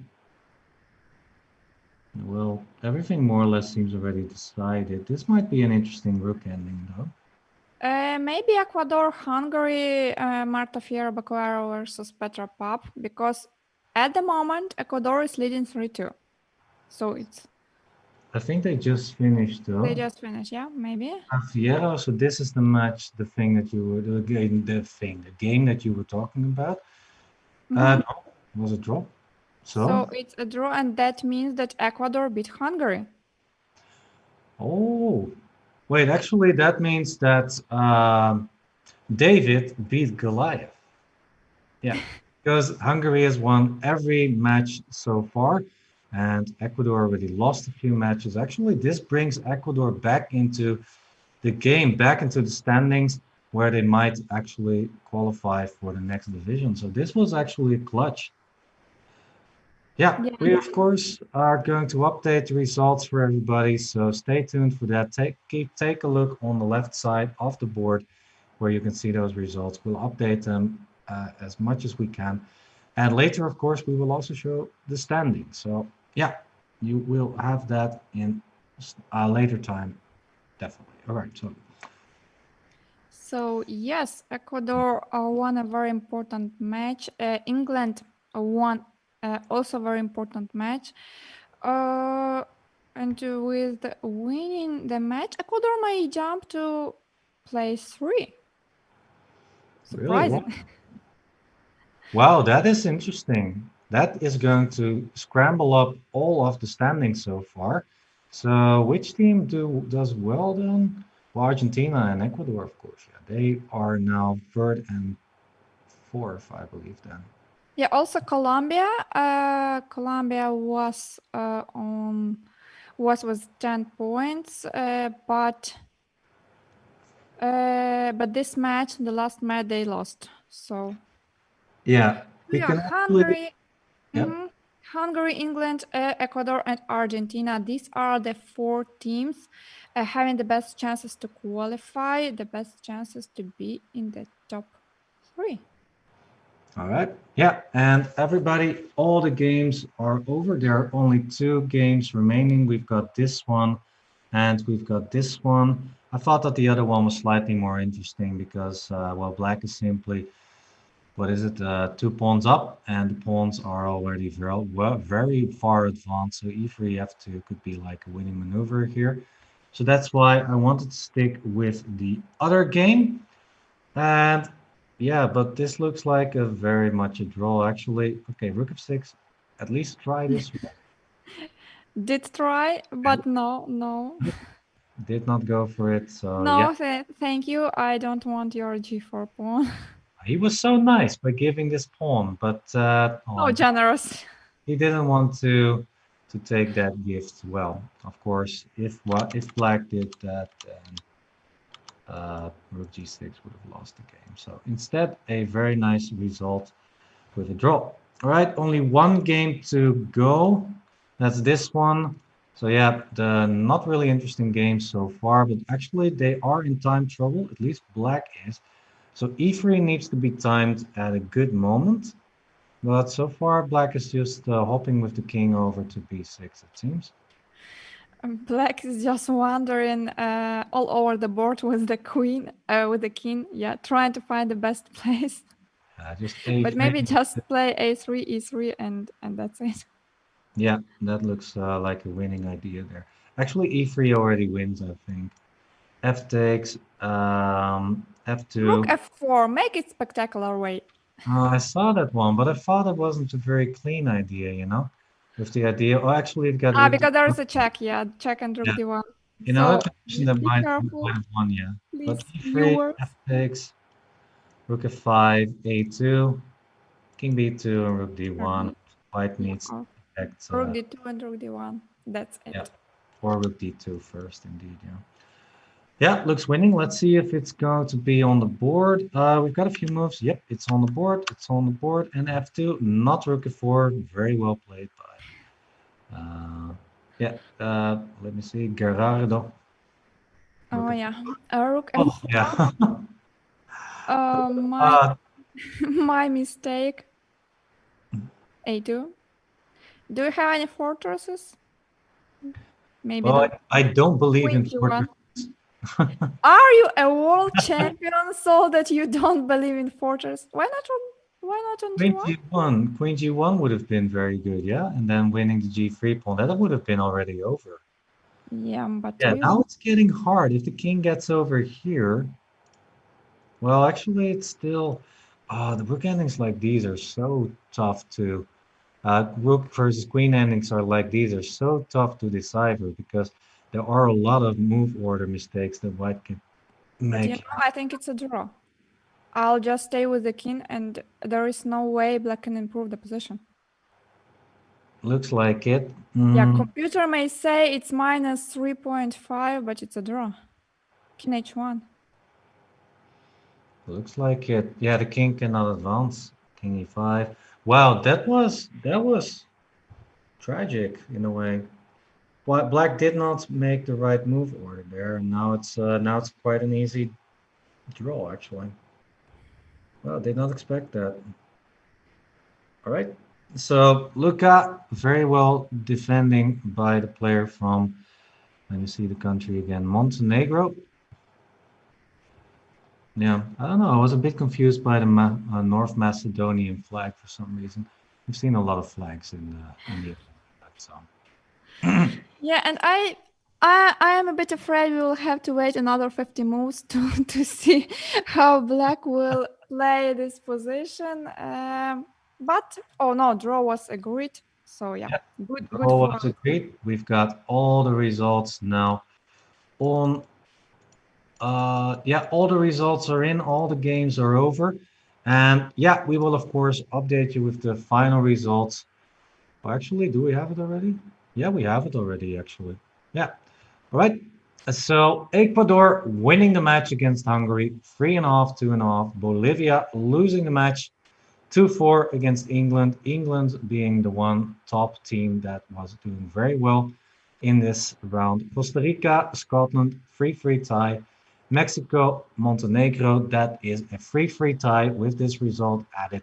And Argentina winning against Colombia with at least 3.5 points. So yeah, big results in this round. Yeah, we will of course be back with the official standings, but for now, let's take a quick look at the individual results. Because actually, if you take a look at Pool E, you see that two Argentina players are doing work in this pool. They've got 7 out of 8, and actually, those are probably the two women players in the team. They are doing extremely well, carrying the team of Argentina to in the race towards place 3 for qualification for the next top division. Also, a lot of other players in there as well. Yep. Hungarian players. Actually, I only see one player with 5 out of 5 and two players with 4 out of 4. David Howell, Dorina Demeter, and Benjamin Gudura and Tikla Kara from Hungary doing very well. Actually, all these Hungarian players have 100%. That's amazing, actually. How many players do you want with 100%? There had to be a reason for Hungary being on the top place, on the top of our of division of Pool Yeah. E in Division 2. Sorry, I mixed a bit everything. Do you have the standings? You ask and we deliver. Here we go. We've got the standings. Hungary and England still very, very good in this standing. So these two teams more or less already qualified. And Colombia, Argentina, and Ecuador are going to clutch it out in the last round. As you can see, board points do matter now. They need to win a lot of board points, maybe to qualify for the next round. So we have an exciting last round to go. We'll be back shortly after this break, actually. So, yeah, don't go anywhere. Pet the dog, grab some popcorn, grab a beer, why not, or some wine if you're a wine person, not a beer drinker. And we'll be back shortly with the last round of this weekend Olympiad. So, yeah, we'll be back soon. Yeah, thanks for bringing all these templates. Thanks to our producers. Thanks for the subs. Thanks for supporting the channel. Stay tuned. We will be back just in a few minutes. See you shortly. Everything's undecided. Everything will be decided in the very last round.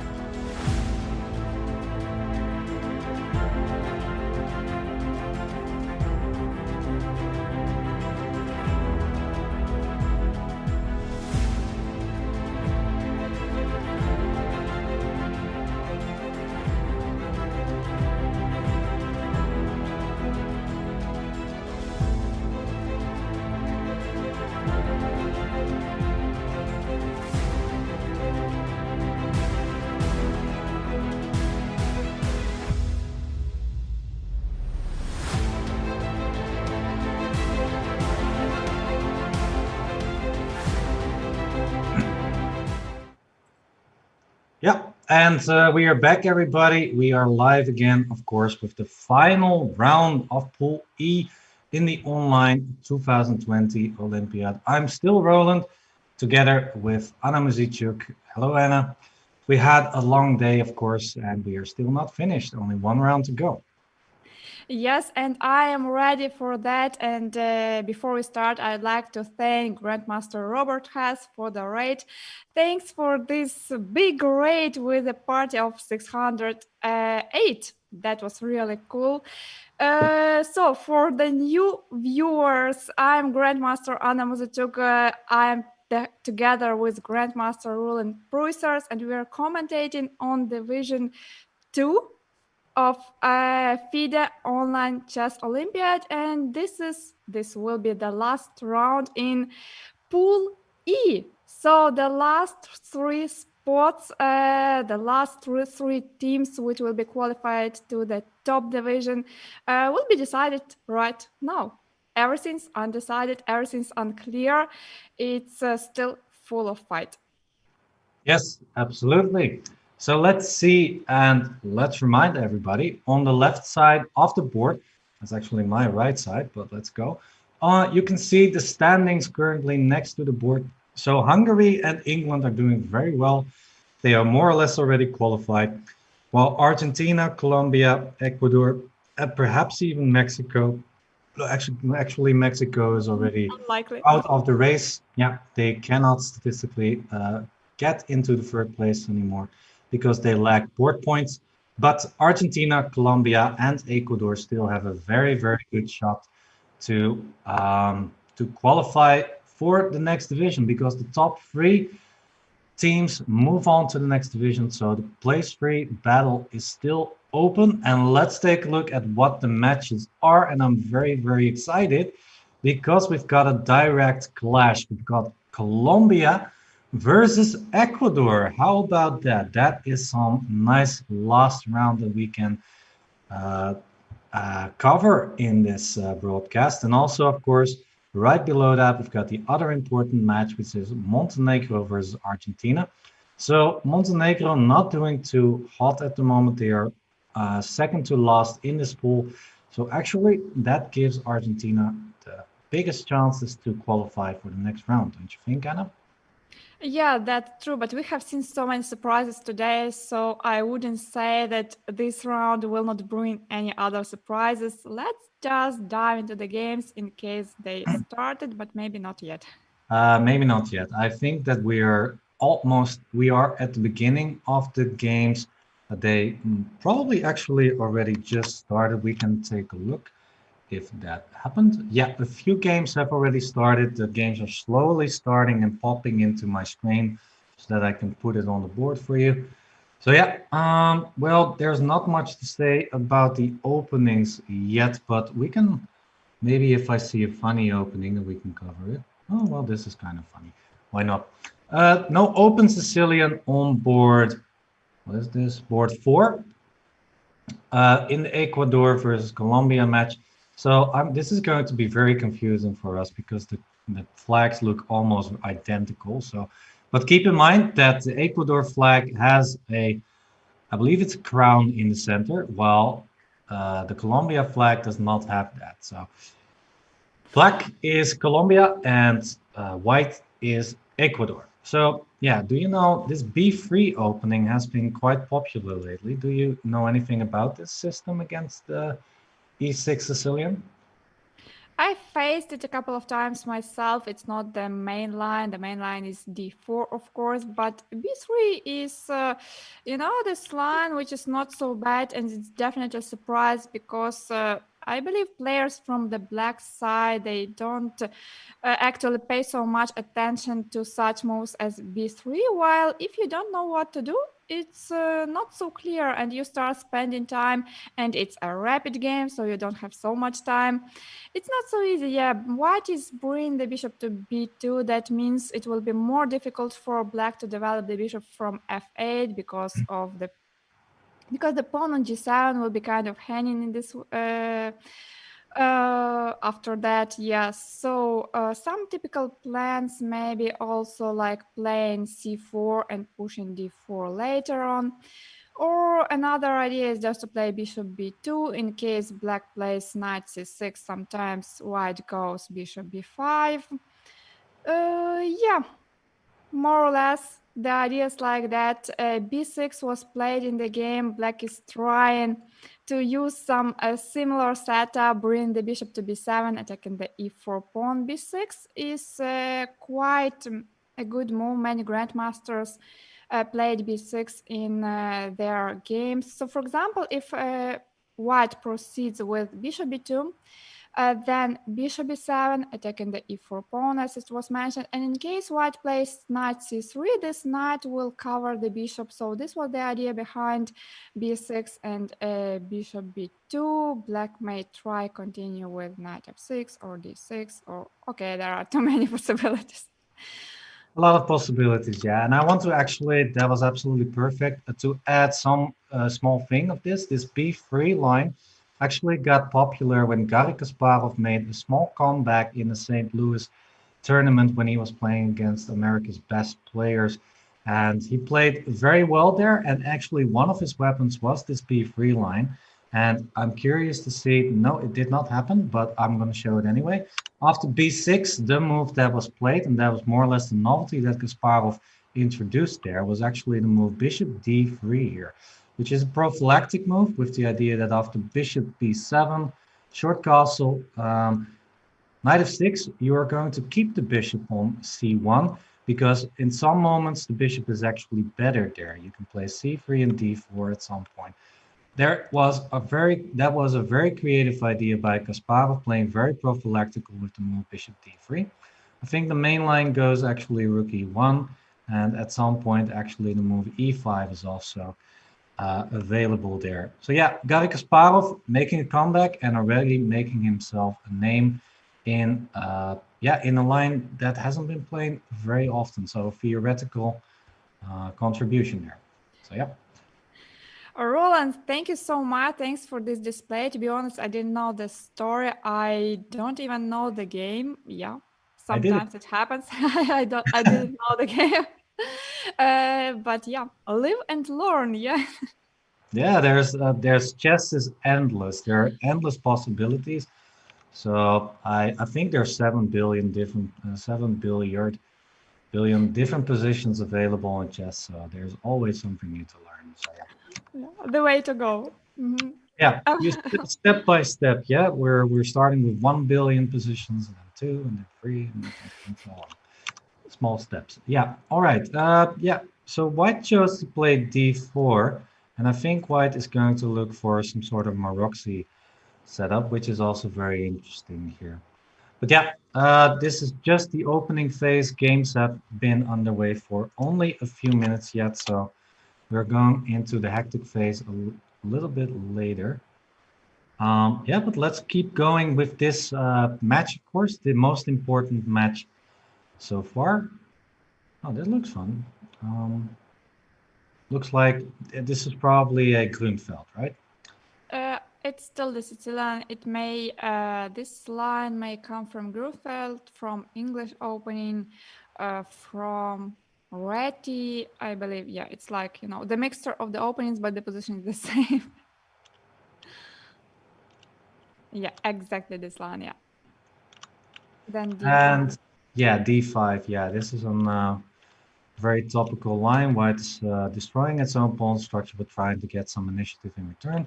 But black just saying, no, I'm just going to do whatever you're doing. So here you go. And we've got a very symmetrical position. And if you take the rook, then queen takes, and white, and you're going to be in some trouble over here. And so queen takes d8, rook takes d8, bishop g2. This is just a very equal position. Not much to say here, right?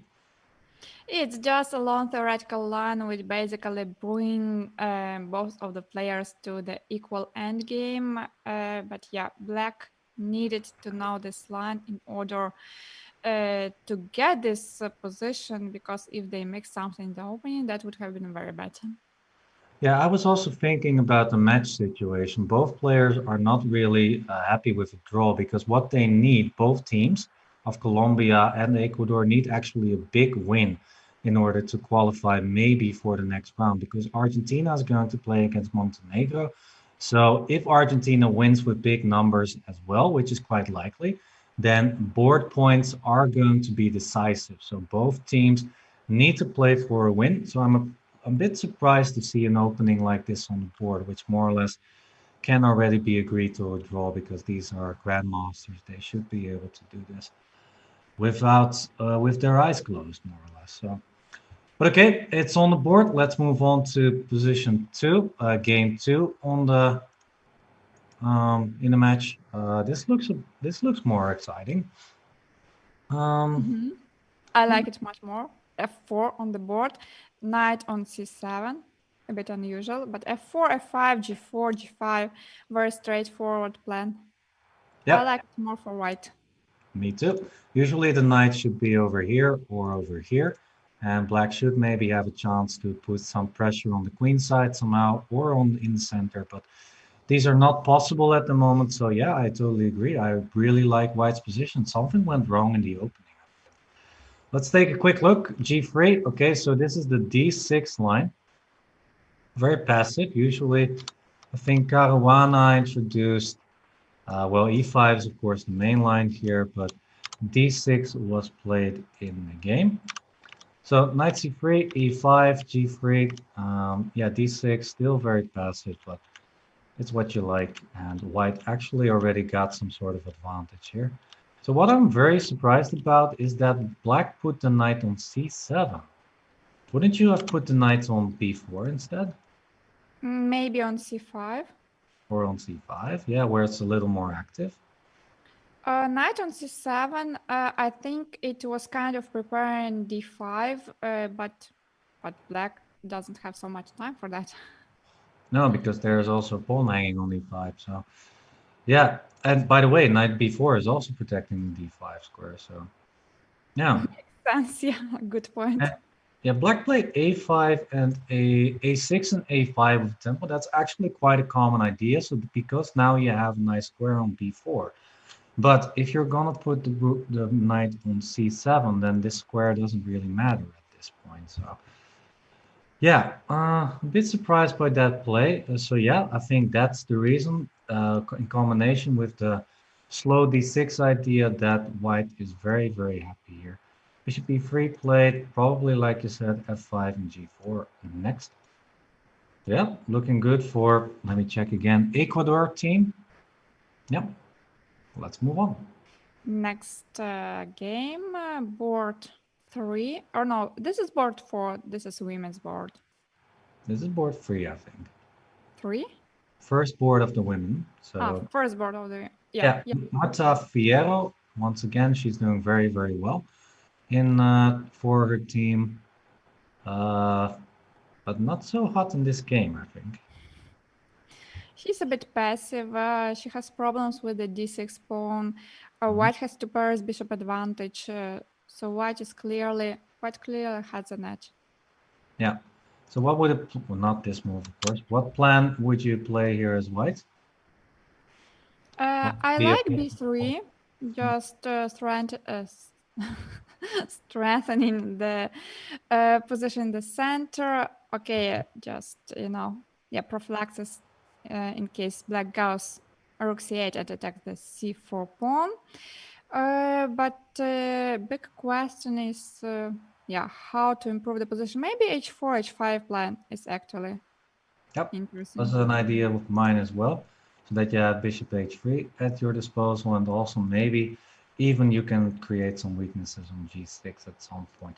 It's a very slow game. Well, another idea could be to play a4, a5, perhaps to even tighten the position down even more. And if you were listening to the commentator session as a player and you wanted to do us a favor, then you could of course also go for the Eliakine gun.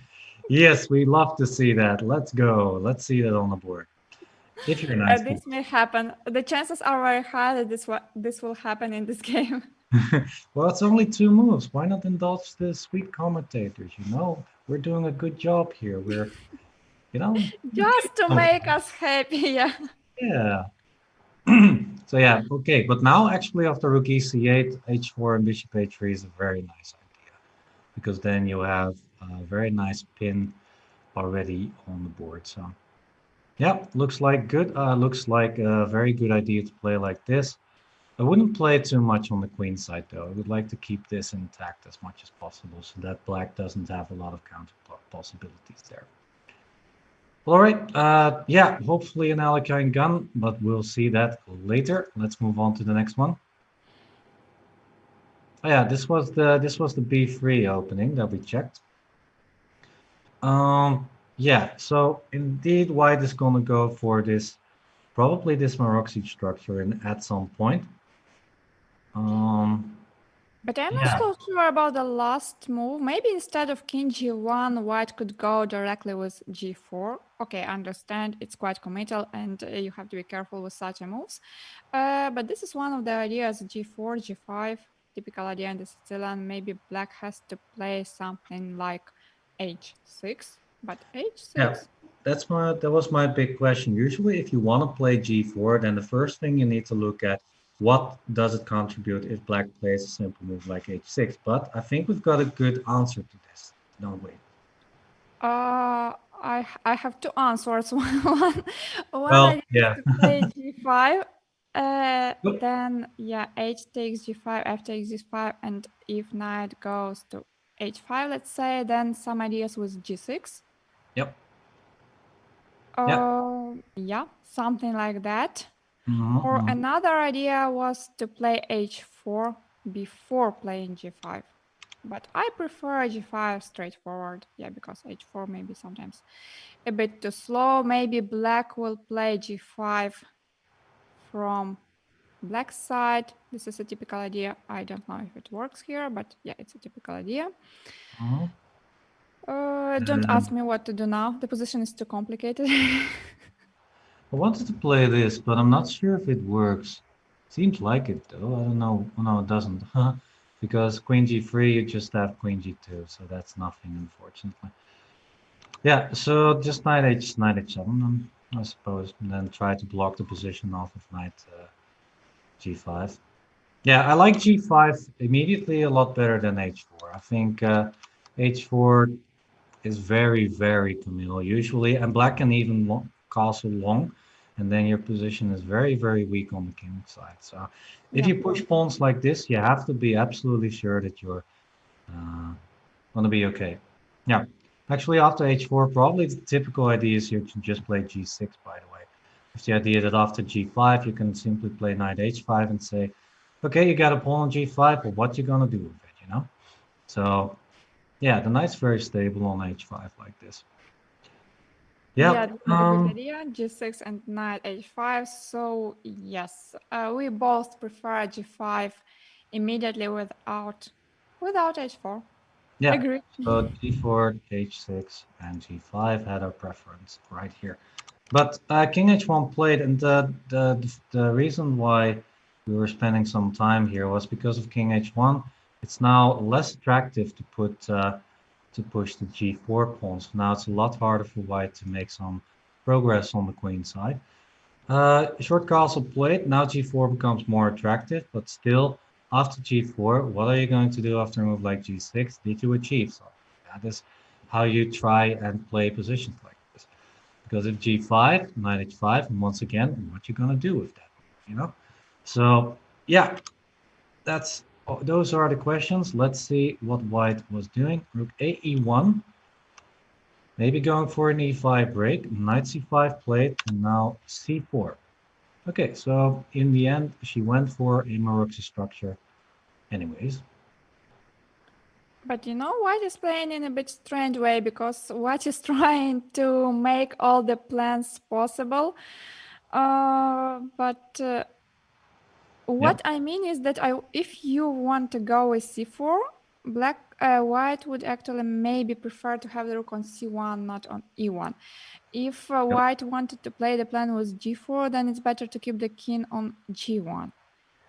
Yeah, Uh, so inconsistent moves here from white. Not really sure what the right plan is here to break through.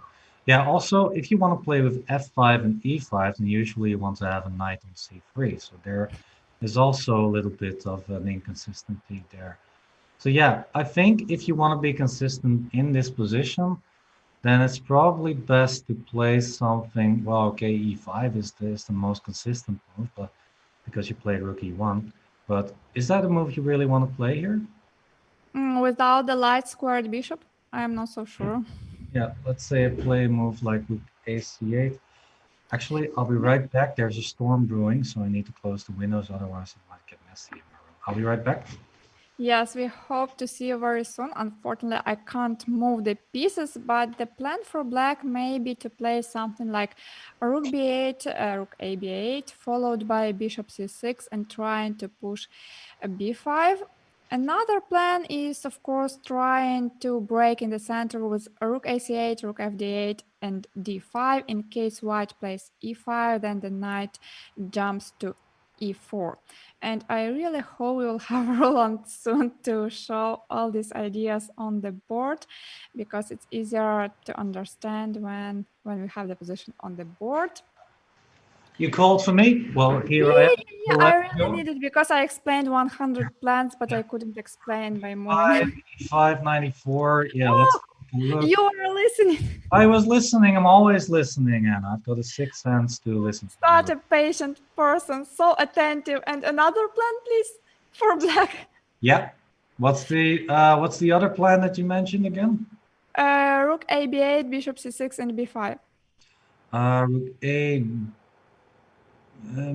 Wait, what? Bishop Rook A B8, Bishop C6, and oh B5. Yes, of course, that makes a lot of sense. I heard E5 for some reason, so I was thinking like, what? But What did you say? yeah, I thought E5, but then knight F5 looks really, really strong, so that is not a great idea in a position like this. But yeah, sorry I was out of there. There's a really big storm brewing, so I was a little bit worried about my the wind picking up and such, and I had a blind out, and that might be a little bit dangerous. So yeah, but I'm back, everybody. I'm back. Let's move on to the next game because this is looking very interesting, and we've already spent a lot of time here, of course. So let's move on to the next game. Boing. Which game is this? The youth board, I guess. Board 5 in the match. It looks like some, I don't know, was it Roy Lopez, Philidor? But Philidor with the bishop on g7, it's something unusual. Which line was it? Oh, this is funny. It's Ah. King's Indian setup. It was not easy to guess. Well, it was a transposition, I guess, yeah, towards a perch. Well, Yeah, actually, the part, perch but with is the bishop on when, d5, a bit unusual, yeah. And with the yeah, knight on d2. yeah, especially the knight on d2, because if we move backwards, I think a very normal setup would be something like e4, d6, d4, knight f6, knight c3, g6, knight f3. This is, I think, a very normal variation in the perch, but In the the knight is on c3. So I'm pronouncing that correctly. Yeah, it's the perch, right? It's not the a perch. perk, some people say, so I don't know how English native speakers call it, but yeah. Yeah. Well, in the Netherlands we say perk, but I We think say technically it's a right Pierce. name. Yeah, Pirts. Exactly. That's what I was going for. Yeah. So I said perch, but it's actually Pirch. Yeah. There you go. That's how you pronounce it, everybody. Now, don't mispronounce it after today, okay? All right, let's move on. So So, yeah, and if we compare this position to the position with the knight on d2, I believe that with the knight on c3, it's a bit better because it's more active. yeah, I agree. So, slightly different. C3 played, knight b7. Usually, black is going for the Philidor setup, or just the Roy Lopez setup, more or less. And yeah, this looks really like a Roy Lopez setup, doesn't it? And okay, black is gonna go for the typical Breyer setup, while white is answering with c4. The bishop usually doesn't go to h4. Usually it goes back to e3 and you play a move like h3. But the c4 idea connected with the rook c1. is something that might be very well interesting. And after taking a4, white is going to try and collect the c teams. So queen b6 was played because if b takes a4, bishop takes a4, there are some problems with the c6 pawn. Yep. That's why black didn't want that. Black played queen b6. Yep, queen b6. And now white is thinking what to do. Yes, he is. Let's see. Yeah, I don't like the bishop on h4. Usually, what you want to do is try to put the bishop here so that you also have got potential over the a file at some point. Well, if the bishop is on g3, it's looking at a bit of a pawn chain, not that much. But for example, if it's white to move and you play a move like bishop g3, then you might lose the bishop pair because of a move like knight h5. So the bishop basically doesn't have a lot of future on the h4 square, and that's why usually players don't go in h2, h4 in a lot of positions like this, because you don't want to lose the bishop pair. Right, but yeah, enough about this position. Very interesting position. And let's move on to the last board of this match. And this is once again an interesting pawn structure. Reminds me a little bit of the Anish Giri game in the last round against Anton David Guillaro. Same structure, but no queens on the board. There were some differences. There was no d pawn for white, and white had the bishop's pair advantage. Yeah, something like that. Yeah. Whose side would you prefer? Mm, Which side? Yeah, the dark side. the dark side, yeah. No, I think Of the moon. the force is always with me, everybody. No. If you're on the dark side, then the force is not with you, right? Or it is. Anakin Skywalker was on the dark side, but the force was with him. Okay, never mind. Yeah, I think I prefer black slightly because the pawn structure is slightly better, especially on the queen side. And for example, this pawn on c4 might become a target at some point. Although white does have a bit more space. But I don't know, I'm a bit worried to advance here. But white needs to be very, very careful not to get countered somehow. Yeah, what's your preference? I think that the biggest problem in black's position is the knight on g7. Just imagine the knight is on d7.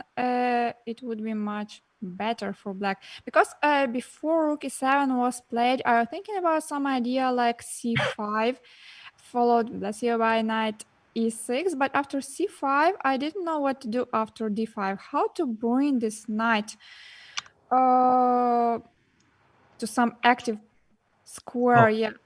so you suggest the move d5 for white. No. I suggest move d5 in case black plays c5 instead of rook Ah, e7. okay, I gotcha. Okay, so c5, d5, and where is the knight going to go? Yeah, Yeah. if the knight could jump to e5, especially in one move, that would have been perfect for Yeah. black. But with the knight on g7, yes, I don't know how to do that. Well, one idea could be a move like b5, with the idea if you take, then bishop takes. Ah, that's not possible, actually. Oops, my mistake. 9 hours stream, yeah. Well, I'm trying to be sharp. You're always sharp still, so, yeah, well, you're amazing. You're still sharp after all this time. All right, so rook e7. Yeah, all right, so how does white continue then in this game? You want How to do I... maybe put the knight over here, perhaps, and then to f6, but it's a very long road. And I'm not sure after knight e3. I think it's possible because you cannot take on e4 because of knight d5. But after rook f8, you are a bit slow to play g5 because now black is attacking e4. So, yeah, what do you think? I think about something like knight f4, rook e8, knight d5. But maybe black has some ideas like bishop d5, c takes d5, and f5. Again, using the spin. This So is a very strategically, yeah, it looked very good before f5 was played, but But yeah, after f5, this tactical shot. This is worrying me a little bit. Yeah. Who needs tequila shots if you got tactical shots, right? So here you go. Do we have more? I think G5 is played. Okay, but this is really slow. After rook fe8 and then knight e6. How would you react to this? Rook e8 looks like a normal move, but after rook, I don't know. Maybe something like knight e6, h4, h6, just to get rid of this pawn. And g takes h6, king h7, or is it bad? Is it good? I'm not sure. In general, very good idea. Yeah, very common, of course, but it seems that tactically maybe it doesn't work that well. Let's find out why. Maybe e5 or h5 moves like that might be annoying. Or actually, maybe just knight e3. Why not? King takes, knight g4. Or actually, knight f5 is also an idea. Take. Okay. He takes. This looks okay. Some check. Some check. Goes. Here. Looks okay. Not much going on here. Rook g4 maybe. Yeah, white will take the piece back, but then material will be equal, yeah? Pawns. Yeah. Maybe even knight c5 or knight f4. No, that probably is not the best, but it's interesting. Yeah, all right. So maybe this h6 move is a bit dangerous to play too quickly. So rook fe8's on the board, rook fe2 on the board. Well, actually, maybe we were just a bit inaccurate. What about 96, h4, and now h6? Or one more idea was not knight e6, but knight h5 and f6. Maybe this is interesting. I like it. Yeah, because, okay, let's say white makes a weird move, king f2. Then f6, g takes, knight takes, you are attacking the e4 pawn as well. Yeah, I think I like this plan the best so far. Yeah. And also this knight on g2. This was actually kind of funny. We had a knight on g7 and a knight on g2. That's also something you don't see every day. Yeah, and one more thing we can add is that if after f6 h4 is played, it can be played because no, maybe now it can be played. I meant that with the king on g1 there was f takes g5 and followed by no, okay. Did it like this. Oops, knight g3. Yeah, king But h1. Very yeah, standard even if the move. king was on g1, still knight g3. Yeah, let me do that a bit more properly. So a4, for example, f6, h4, knight g3, winning the pawn on e4. Looks very good for black. Yeah, all right, but black decided to play 96, h4. And yeah, I really like the other plan a bit more, but maybe this is still okay for white somehow. I like black just a lot better here. Just h6. Just let's stick to our plans. Or Just f6 push, or push h6. Harry, push Harry, push it. He wants to play. Just Ginger GM reminder, everybody. All right, so here we go. Board number 1, Argentina versus Montenegro. Yeah, Argentina's still in the race. So what they need to do is they need to win as many board points as they can, and of course, win the match, just like Colombia, Ecuador. And take a look on the left, my right. You can see the current results. We're trying to update everything so that you know what's going on with all the results there. This is a very complicated endgame, actually. I think, no, it's not really. Actually, I think that black is just a lot better because the pawns are further on the board, so. It's still And you realistic. want to run with the pawns as quickly as possible, yeah? Meanwhile, Argentina is already winning 2-0, 2-0, yeah. Yeah, and let's get those results on the board. That means that board 4 won and board, wait, was that board 4? Board 3 and board 6. Yeah, board 3 and board 6. Thank you very much. I'm Yeah, here for that. Thank you so much. Yeah, counting is sometimes hard. Counting. It's true, everybody. Queen G4. So yeah, nice trick. Looks good. So 2-0 for Argentina. And They look 3-0, very yeah. solid. We've got one more result. And that's Scotland versus Mexico. White won. So yeah, that's a win for Mexico. We've also got a result in the Hungary game versus Bolivia. So that's not really exciting anymore. Hungary and England already qualified. So let's move on to one of those matches. So let's move back to the match between Ecuador and Colombia to see how that is going. And we've got here board one, Joshua Ruiz from, Colombia, exactly, against Carlos Matamoros from Ecuador. How do you Rook and clock, game. clock in Our a weird favorite move? one. Yeah, oh, that's such a sad rook, right? Black could actually play rook a3, collect the pawn, and it should be a draw. Mm, Yeah. okay, it should be a draw anyway. Yep. Right. And with that said, let's move on. Mm. 2 pawns up for black, Mm-hmm. but some chances for white. Mm-hmm. This looks like a solid idea. Um, okay, I'm gonna grab some pawns. Why not? Takes take. Grab rook d6, rook h6. Ching, ching. Okay, knight c4. I was hoping I at least have a draw here, but bishop h7 is taken by the knight, so. No, it's still just a pawn up for black. Still just a pawn up. Also trying to undermine this pawn on b2. Yeah, this knight on g5 is such a cool knight, blocking everything. Also attacking the pawn on e4. Just imagine white plays b3, and then we go knight d2, attacking both of the pawns. Not bad. Yep, not bad. This looks really good for black. So let's see if white actually wanted to grab that pawn. Nope, no Yasuo side one spirit here, just queen c3. I'm not sure if that was a good move though, because I'm wondering what happens after a simple move like queen e7. Oh, actually there's a trick in the position. You've got queen c6. Okay, so this is actually more tricky than I thought. And black is also low on time. Really low on time, actually. So it was a good practical decision. Yeah, actually, I take it all back. Oh boy, that's a big concession though.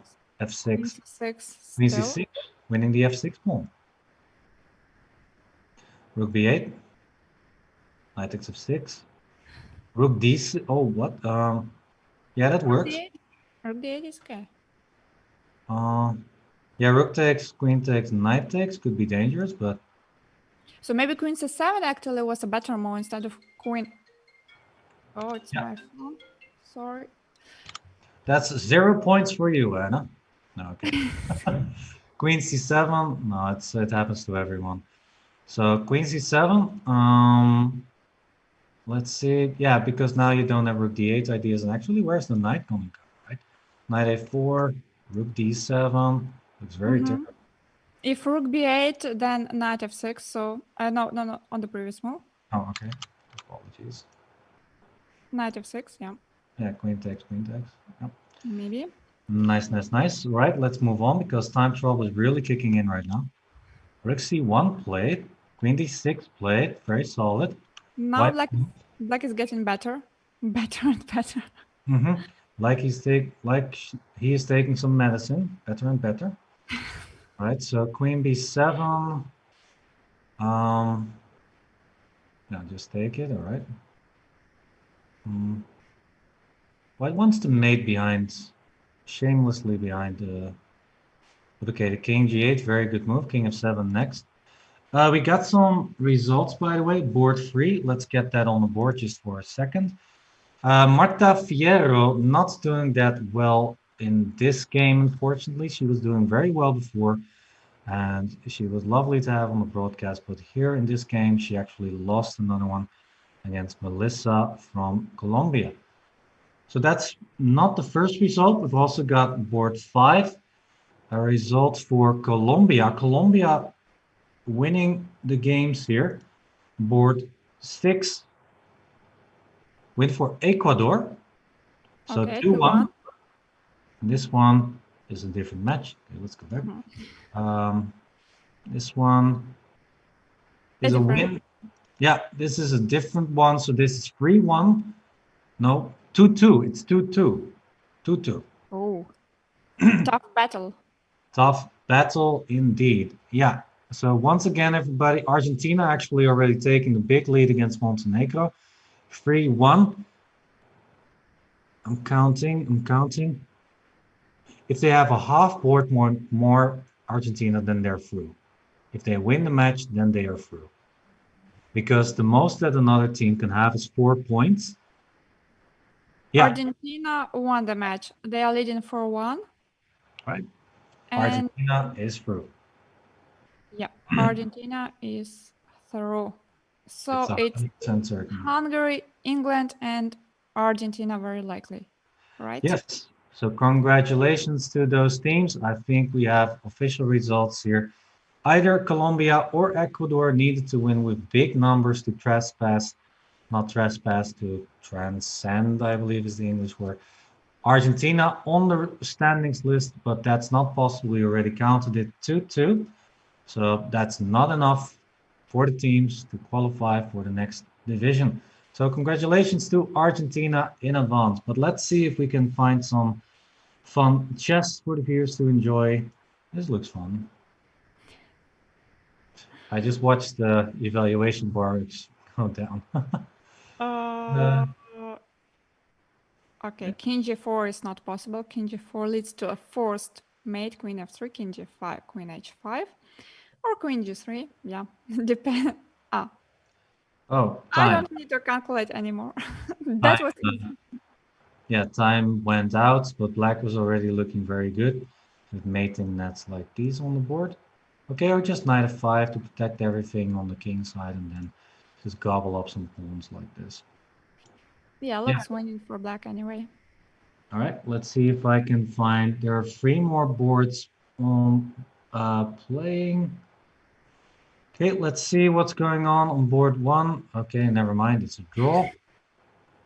So we've got board 2. Never mind. Never mind, this is over. So it seems that Colombia is going to win this match. Colombia has a black player here. Black's 2 pawns up. The rook cannot protect against both the pawns, so it should be over in a minute. And that's the only game. No, we still got one more. This one might be more exciting. Nope. Yeah, all right. Yeah, all the games are over, will be over very shortly, everybody. And we'll, of course, update all the standings and the result for you. And yeah, let's take a look at the last game then. Let's see how black is going to finish this one. But amazing result. Did you think that Argentina would win a spot in the next division after seeing how the first 2 days were going? Yeah, I was not sure about it, and that's actually one of the surprise. I was more or less sure about Hungary and England, about these teams. They are very strong, but who will be third, it was completely unclear for me. Yeah. How about you? Yeah, for me too. For Argentina, I did think they did not perform very well in the first 2 days. I think that they were starting today as number 6 or number 5 in this round, but in the start of the day, so at before round 7. So that means that I think they won every match after that. They beat Ecuador. That was an important match. Ecuador was actually on 3rd place at some point, but they beat Ecuador. They also Colombia. beat Colombia. So those were 2 clutch matches that Argentina made. And with that, actually, yeah. And Montenegro in the last round. So 3 very important wins that actually turned the tables. Yep. By the way, White is having chances here. Might be a draw. One pawn gobbled off the board. If what? Maybe two. No, don't go to c1. Okay, very good. But now knight here perhaps. Or knight e2. There are some tricks here in the position still. And in time trouble, you never know. And maybe rook c4. Yep, possible. Okay, or rook c2 first. Asking where the knight will go, or maybe Okay. not. White brings the king closer. The chances are higher to survive. Yep, let's see if it's happening. Rook c4 on the board and king e3 on the board. Well, there you go. We are wizards, you and I. Rook c8. It looks like a draw. King d2, yeah, king is coming. King is Two coming. pawns up for black, but I think white's just gonna play king d2 all the time. King d2, knight c4. Or king d4. Maybe king d4. King d4, knight c4, knight c3, and the white wins. Yeah, let's show that on the board actually, why not? Knight c3, king a1, and whoops. That's a mate. So here, a black played knight c6. Check. King goes, and now knight. Ooh, that was close one. Almost knight c4. But I think knight c1 and knight b4. Oh, that's scratch that. There's a rook over here. So I guess just Rook b5, knight b3. Well, some progress from a black side, but maybe then knight c3, king b2, knight a4, and yeah, it's eternal. Yeah, with repetition of moves. That was unfortunate. Black was 2 pawns up. It should have been winning. But yeah, white defended like a lion. And now it's suddenly a draw. So actually, that means that the match ended in a draw, in 3-3. What did it mean for the standings? Maybe not so much. Okay, the question about the 4th and 5th place, yeah? Yep. For honor and glory, as they say, but I believe that would be Colombia clutching 4th place. In any case, we are going to go on a short break, everybody. After the break, we will, of course, be back with the standings and the results. And actually, we've got one last guest to offer you in this weekend. So don't go anywhere. We'll be back very shortly. See you very soon.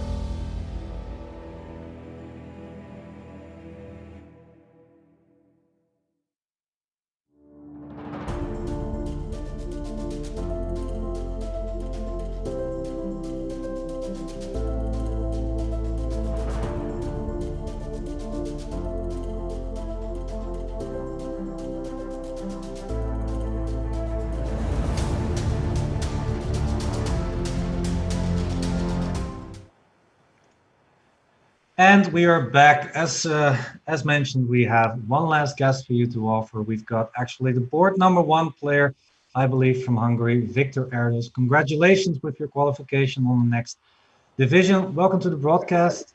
Yeah, how are you feeling about the promotion? Yeah, it's amazing, amazing. Actually, it was we won kind of confidently, I guess. So I'm very proud of the team. So and we are looking forward to playing good chess in the next stage. Nice. Actually, it looked like everything was so smoothly for your team. You were beaten with big scores, but were there any moment you actually worried about the result of your game or about the result of your team? Uh, I don't think we had any kind of worries. We were just trying to play our best and see what happens. So yeah, it's part of online chess. That's probably you're not that worried about ratings and anything like that. So you can just play comfortably. So I prefer actually this. So yeah, just play and enjoy, and this is how to do it and how to win the pool. Yeah, I mean, of course, we had some lucky moments as well, but I mean, if we are fighting, it's just like that. So there were so many mistakes, but we finally reached it up. So I think we can just be satisfied what happened Yeah. altogether. So, are you guys going to have a big party after this? Yeah. Unfortunately, the team is kind of scattered a little bit. So some of us live in Budapest, but a lot of other guys live somewhere around Hungary. So it's okay. We will have some small celebrations, probably, but Yeah. nothing What special. are Yeah, and what are your expectations for the top division? You have a very strong team. Do you think you have chances to be in the top three in the top division? Yeah, that's what we are going to try for. So just we will do our best for sure. So I'm optimistic. So what can I say? We will do our best. How were you staying in contact with your teammates? Did you have a separate Zoom call, for example, or did you text on the phone, or did you have a group app or something where you stay in touch about scores? How did you? During the game, we don't have really time to check others' games. So I'm at least myself. I don't have the time to do that. But after the game, we have a Facebook chat, and Ah, we discuss some stuff sometimes, and try to keep up what's happening. So yeah. so we stay in touch for sure after the game's finished. So All right. Did you share some motivational words as the number board one board player in the group app? Or uh, nothing special. like, let's go, guys! We won another match. It's like just very typical things. So nothing particular, Oh, interesting or They will, different. I believe they will come up with some mottos to the top division. They need some additional surprises and yeah, to surprise our teams. yeah. Yeah. So, So, yeah, were there any individual scores in the Hungarian team that stood out to you, Victor? uh, uh, what individual score?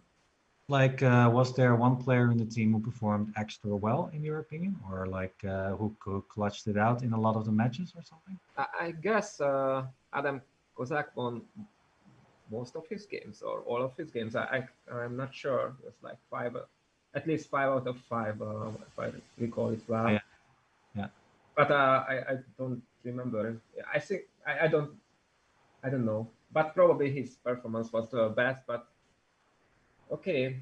But altogether, of course, if we won the it doesn't matter. so But, we can all be kind of satisfied because at least, of course, maybe some player just sacrificed themselves for the team. We can assume that. So it's like but it was once again, teamwork. It was yeah, it teamwork for sure. was all about the team winning, of course. Team is what's most More important. important, but Yeah. okay, we had some nice games. You can check it out, especially. Yeah, I mentioned Adam Kozak. He had a very nice clean sacrifice, and great attacking game in an Italian opening. So All right. that's probably the most beautiful game of Yeah. ours. We have to wrap it up, unfortunately. But once again, congratulations, of course, with the Hungarian promotion. We wish you all the best of luck in the top division, which will be very exciting for you, of course, and also for us to Thank you. follow. So, Thank you yeah, for having me. and thank you Okay, for coming on the broadcast. Yeah. all the best, guys. See you.